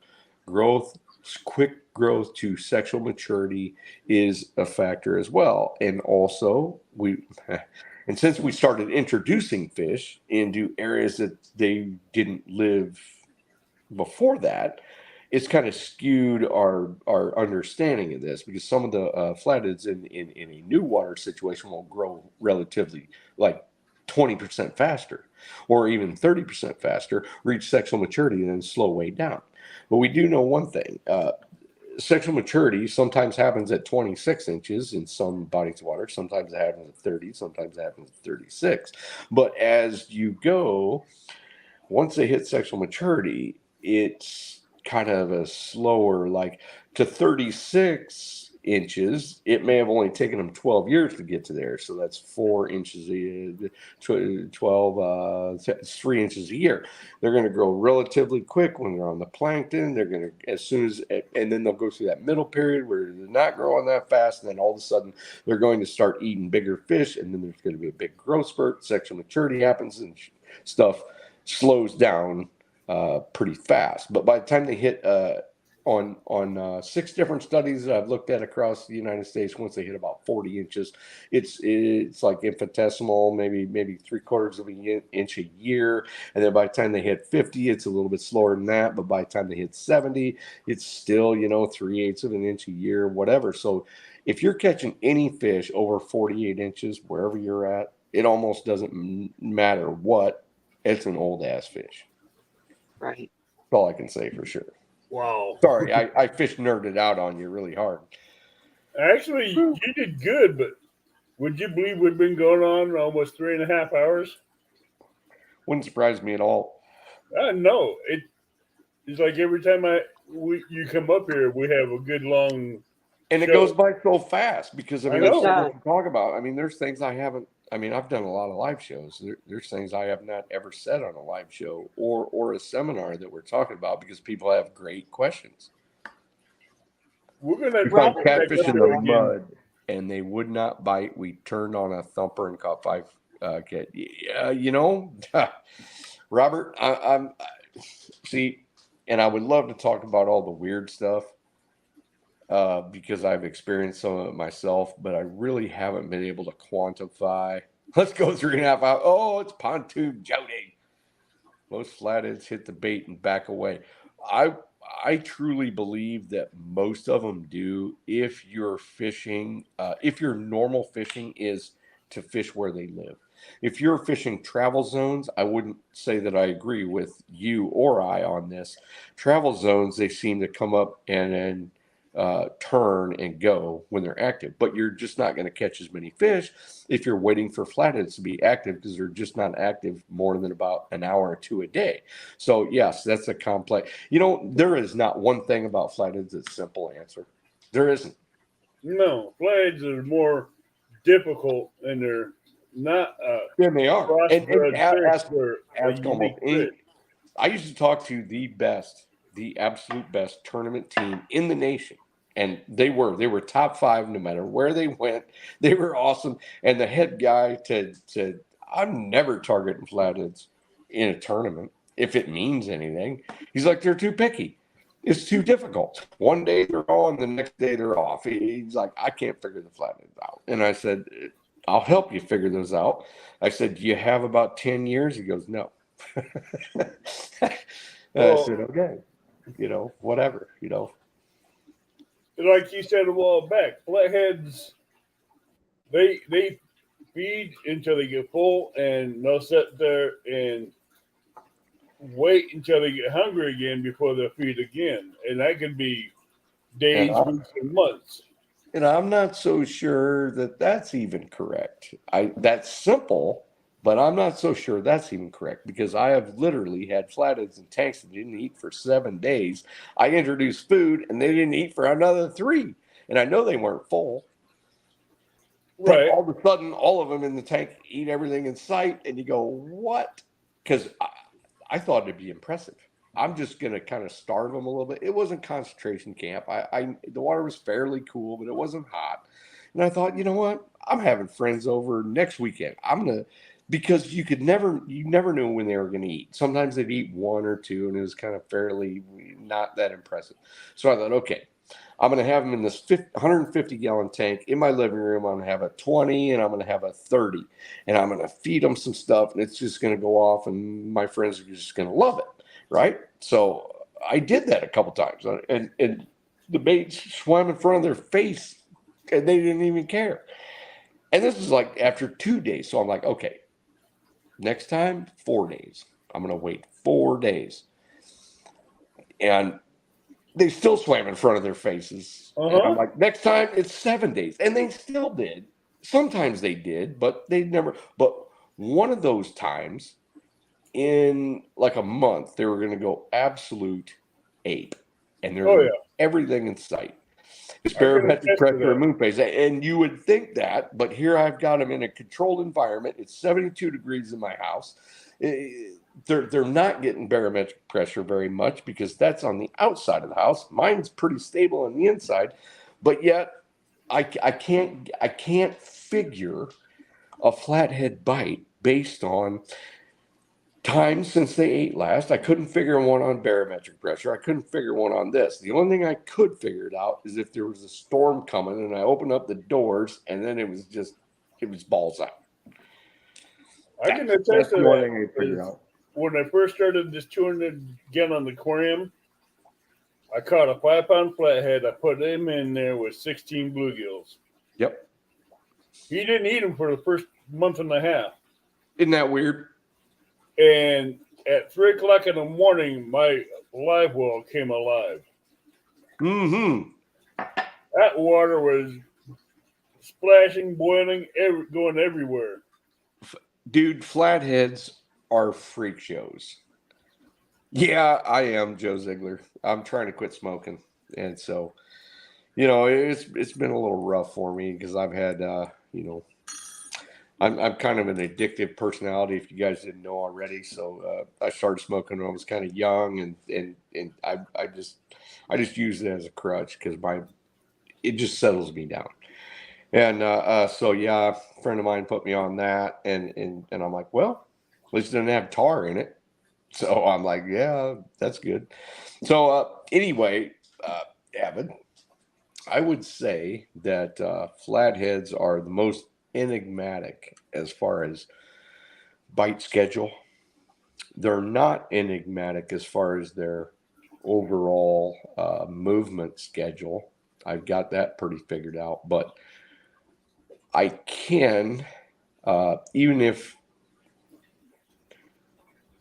okay, so let me preface this. In the pre spawn, I can usually at least aggravate some into biting. And that's geared on proximity of a live bait fish or something interfering in their zone, in their detection zone. Fine, they got to be fairly active to move from the detection zone out to where they're willing to eat it, and that's if they're aggressive. But if I can get it in their detection zone within their bite zone, depending on their activity level, if their activity level is high, it's a freaking shoe in, and sometimes it's 20 flatheads a day, and then the next day it's 2 flatheads a day, and I'm not stabbing at dumb spots. I'm fishing awesome spots.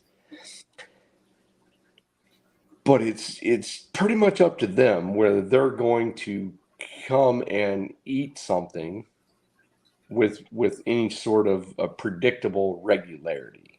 Right. Which actually kind of makes me happy, because flatheads would fall hard in their population because they're not a big population fish already. They are they're the wolf or the lion. They are the top predator, and so therefore they don't spawn very effectively. Sometimes they go in certain rivers, if the water's not right, they don't spawn at all, and that is known by the DNR. Because they've actually worked at that, because one of their big things is, to be able to predict the recruitment and survival rate of a spawning year. And they know that flatheads just didn't spawn worth of crap on entire river systems for 2 years in a row. And then finally they had a good spawn.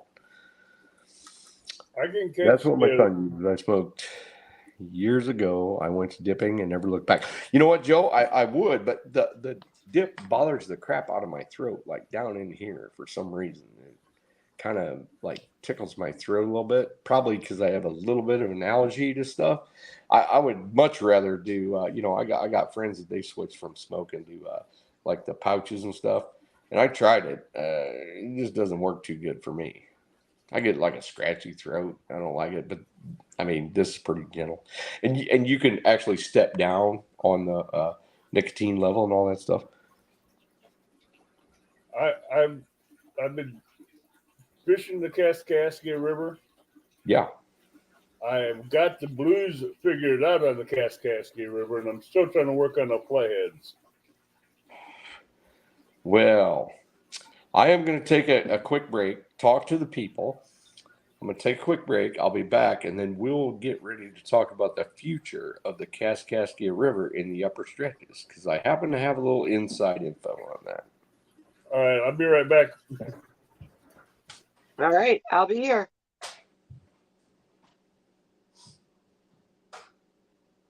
Let's see how many of the 23 people that are in chat stay in chat while the 2 guys are gone. And no, I'm not going to sing, because I'll chase you all out then. So, 2 Stands, quick question for you. You said you were going to, it's the Robin Show. Hey, Stan. Joe Ziegler says, let's do it. You said you were going to conquer what hole that you haven't been conquering?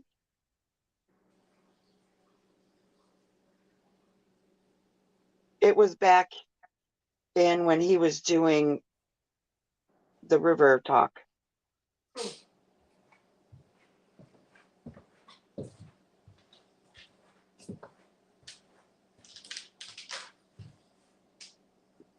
Joe Ziegler, yes. I got the motor running. I did manage to burn out the starter, apparently. Batman has left Robin to take over. Well, Robin, I'm back. Welcome back. You saved me. But yes, my motor is running and the boat is waterworthy. And welcome back, Tim. Well, it's glad to be back. When Avid gets back, I'm going to tell him, and we may be too old for this, but anybody that's under like 40 is going to benefit from this if they can get there. So there's Warren Stock. Hey, Warren. You got to love Warren Stock. He is a giant supporter of the entire Catfish community. I mean, holy moly, I can't hardly put anything out on TikTok, and Warren hasn't commented within like 2 minutes. It's pretty darn awesome. And you know, I look back on some of my first YouTube things that videos I ever put out. There's Warren Stock. I mean, it's just awesome. Reverse current causes the fish to bite and run opposite direction of what I thought they were. Absolutely, Stan. And that is, I mean, it is one of the biggest secrets that there is in catfishing. Even though people fish them, they fish in reverse current areas, but they don't know to look for them. Yeah. Okay, right, wait. I'm confused on that because my mind is not connecting. It said, and this is why. So if you watch my presentation or my seminar at CatCon, I think you did, right? I did. Yep. So remember, I had a faux wing dike right there, and I showed the position of the catfish, which usually, if you're one way and you're fishing downriver, they face upriver. They bite the bait, turn around, and go back downriver. Well, in reverse current, it's a situation where you've got current going this way, and then along the bottom, it's coming back this way. So they'll actually be facing down away from you. They will bite it, and when they do, they come back towards the boat or the bank. Gotcha. I remember that. Doesn't necessarily mean the water's going like this.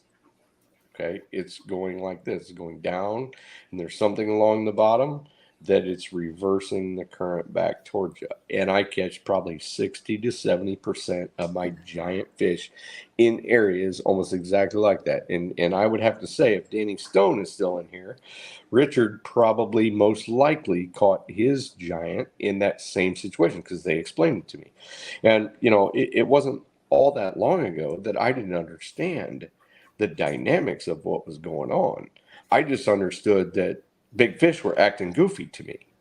Yeah, I'm like, why is this fish not turning and burning and going downriver? Why is it, you know, especially back in the before circle hook days when I was waiting for the fish to go down like this, even though my line was still going out because the top current's going this way, I couldn't figure it out. And if I'd hook set, I'd have a whole bunch of slack and maybe catch the fish and maybe not. So now that I know I'm fishing reverse current, by the way the topography is what I'm looking for, and how the fish are reacting towards my bait, I know that I have to real slack up before I even with circle hooks, I a lot of times have to set the hook on reverse current spots or areas. And there's not that many reverse current areas on a river, even a river like the Mississippi that's very diverse. There's very few on smaller rivers, but once you find them, big catfish start to sift out the little catfish. So once you find a reverse current area that is consistently reverse current in a swath of different water levels, you pretty much know big catfish are there and present. So you can eliminate, like Stan said earlier, you can eliminate a lot of the water and target big fish if you so choose. Yes. And you remember when I told you that some of the stuff that you were talking about was like way over my head and I wasn't grasping everything? Mm-hmm. I was grasping it enough, Mm-hmm.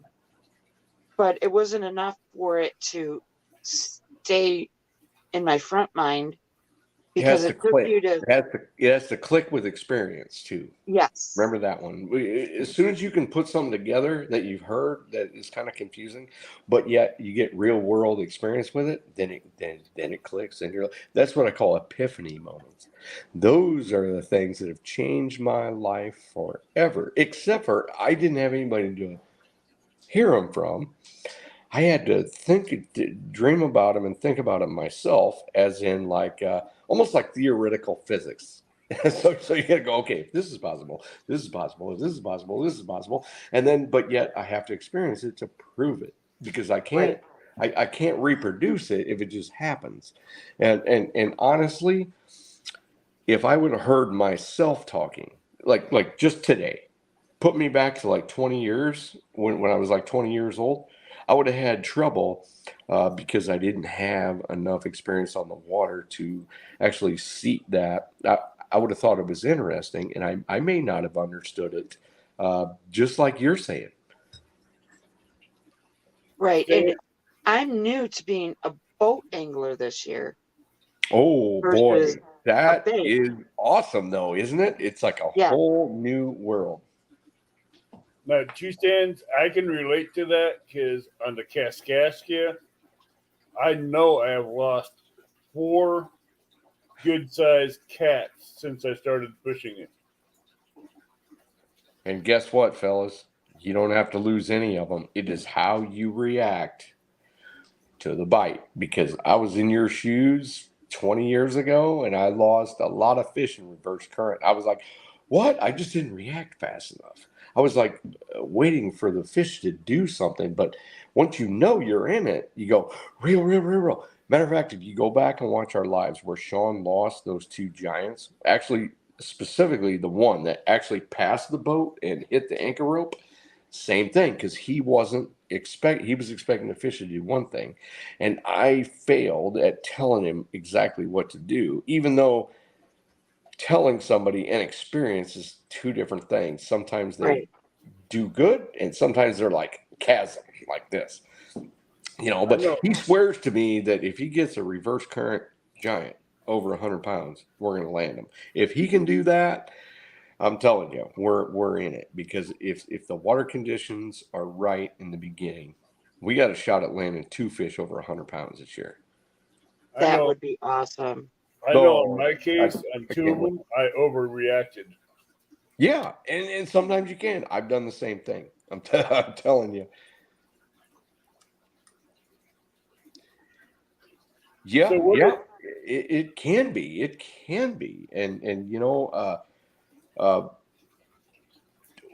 I would literally hate to be in a boat situation, in a giant fish situation, as a newbie, and have somebody like me go, okay, this is what you need to do. Because I'd be like, okay, so if I need to do this, how fast should I reel it? How all of a sudden it'd be too late, because it's almost like with everything else.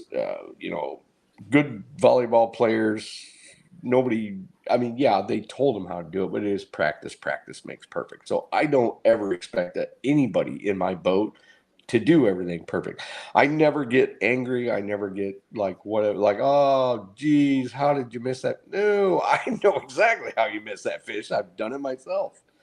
I just can't even imagine the pressure that is involved, because I put myself under so much pressure that I absolutely expect myself to overcome situations and understand what I'm looking at, what I understand, whatever. But I can do that because I got 35, 40 years of experience doing it.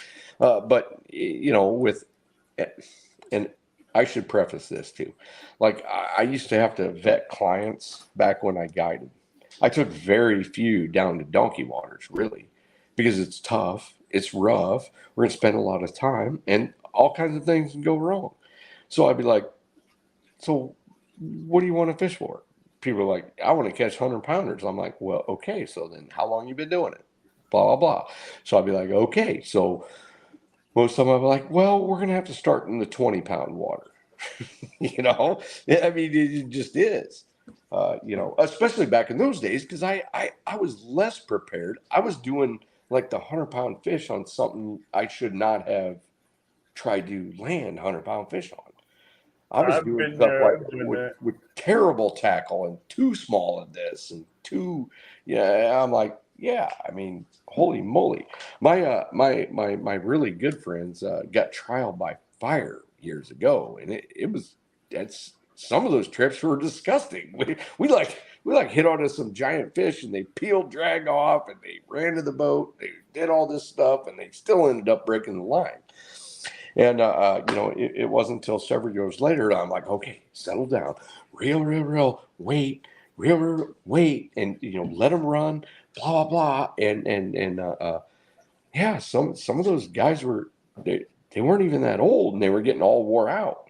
And I'm telling you, a 45-minute fight, like an excruciating hot weather fight, will like tear down a D1 athlete. I'm telling you, it's the craziest thing ever. We make it look easy now because we know, you know, we're like, okay, lead them like a big dog, work, you know, let the rod do the thing. Well, back in the day, if you let the rod do the thing, you're only holding the handle, and the whole rod is like bent over like this, and there's no direction to it.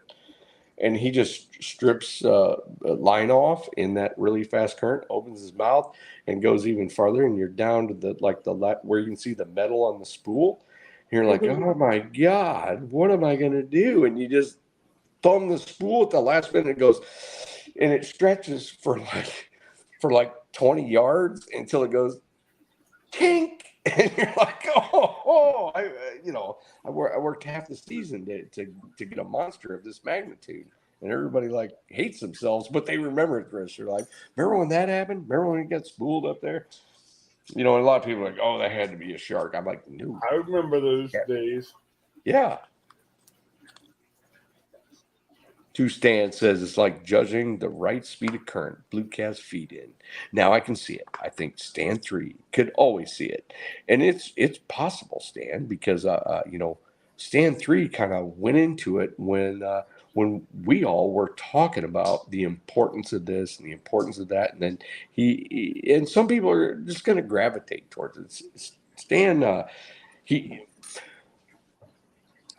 Stan 3, in my opinion, from the times that I've seen him do things, and by the time I've listened to him talk, because I mean, we spent a pretty decent amount of time, not this CatCon, but last CatCon.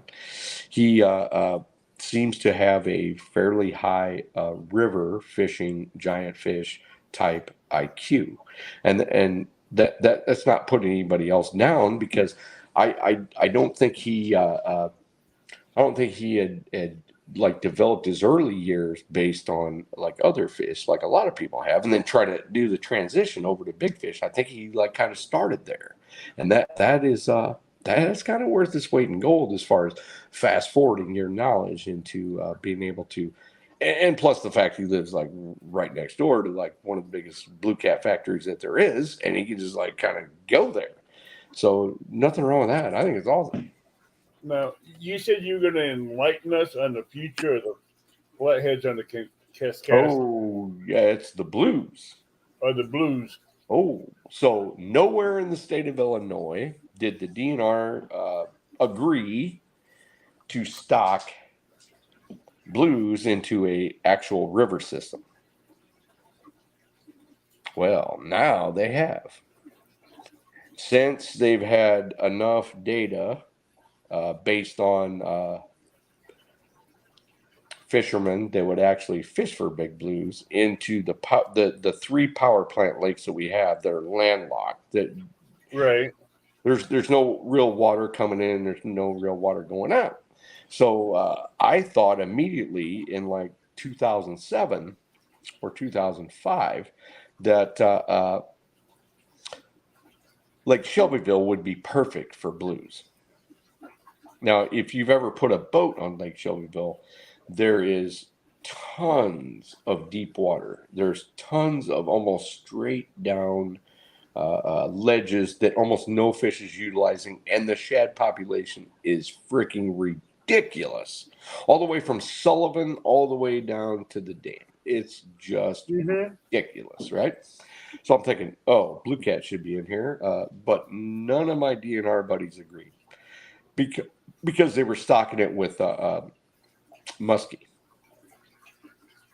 So it was a largemouth bass plus muskie haven. You know, the crappie were a big draw, all this stuff. And they were really kind of afraid that the blues would overpopulate and kind of ruin those fisheries that they had spent all that money and worked that hard to elevate in Shelbyville. But Carlisle, and so for those of you that don't know about this Corps of Engineers system, you've got a natural river that was the Osage and the Kaskaskia River that starts about mid-Illinois, and it kind of came through, and it was deep ravines back in those. I mean, deep ravines, like almost like Kentucky, you know, hilly. And I know so much about it because my parents were from there, and my grandparents, and all that. Matter of fact, my grandparents on my father's side has about 300 acres that is now below the sea level at Shelbyville Lake.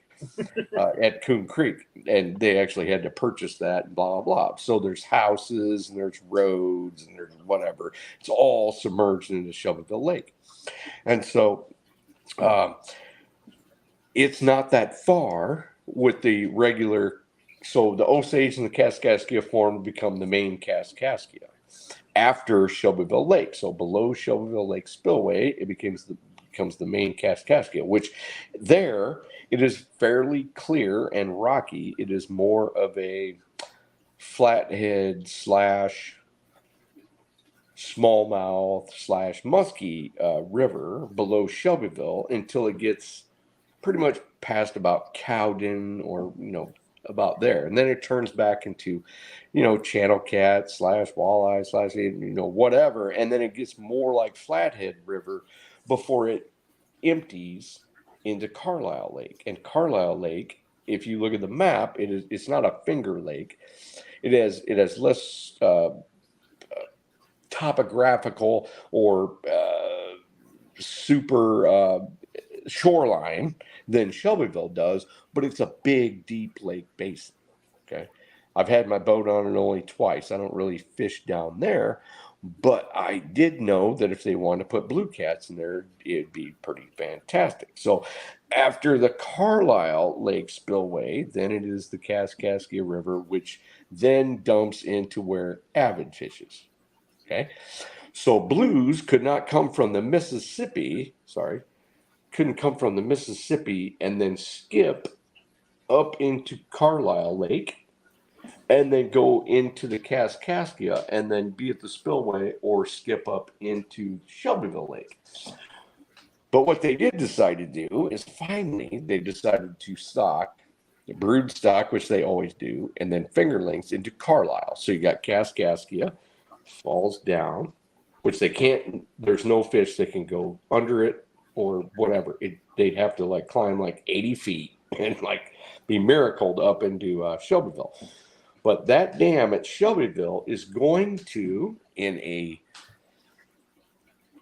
small river situation, it's fairly clear and then kind of rocky, but yet once you get into the Shelbyville Dam, there's like actually a hole there, but it's not very big.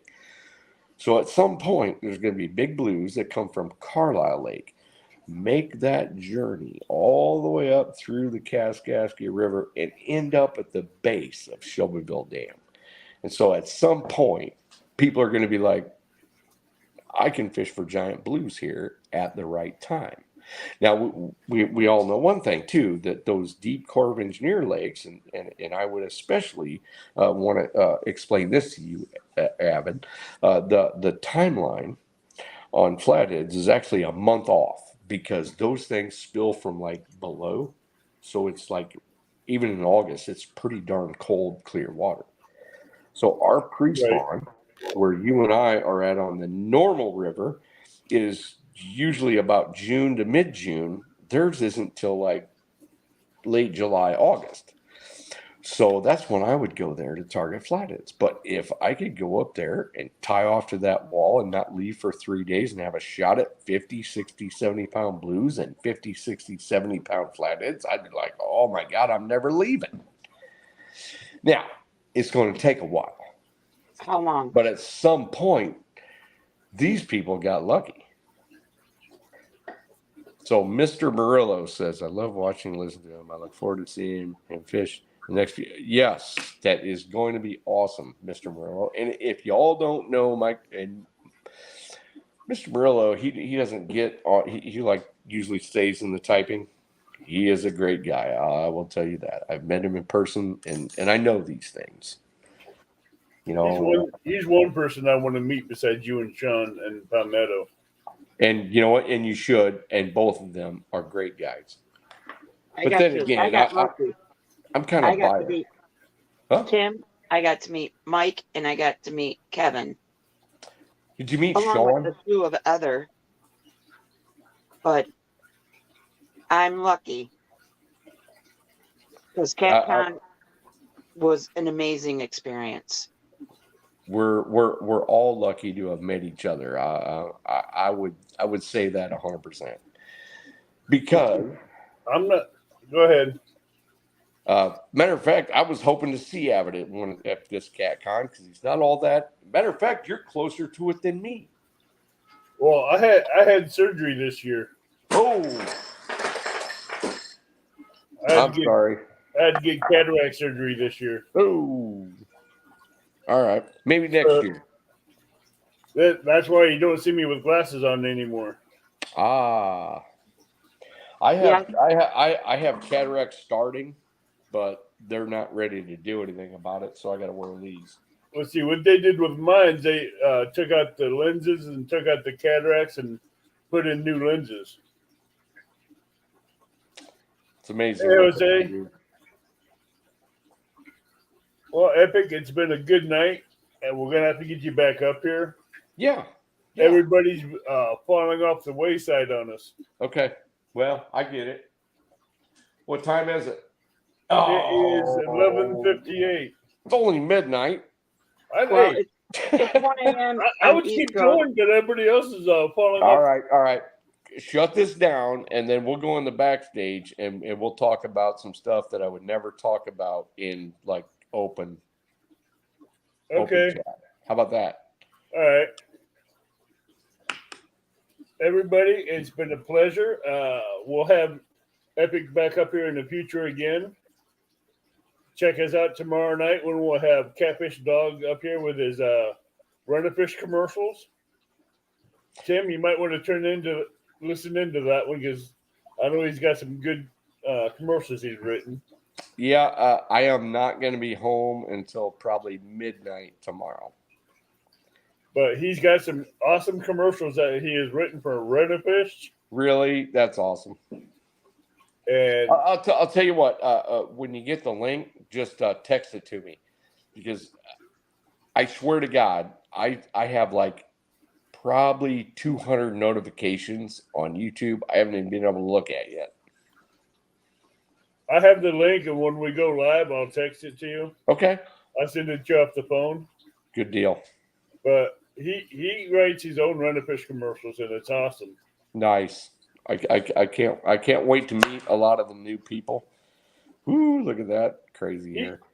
Whoa. Hey, you have more gray hair than I do. It's not gray. It's not gray. It's blonde, but it's looking pretty rough. I literally don't have any gray yet. Hey, you're younger than me. That's weird. I'm not younger than you in dog years or cat years, how it would be. I don't know about that one, but you know what? I should say something about Joe Ziegler too, because Joe has been there in Epic Catfish's absolute beginning. I believe he was like probably the 5th person to ever comment, like on the first video when we had no idea what we were doing.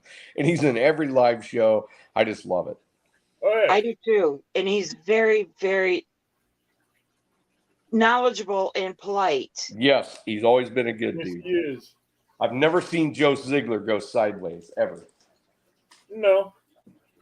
Which I could say that about like 99% of the great catfishermen on here. I get goofy from time to time in chat, but not. I don't go sideways. Oh, I've done every direction, and luckily people still actually watch what we're doing.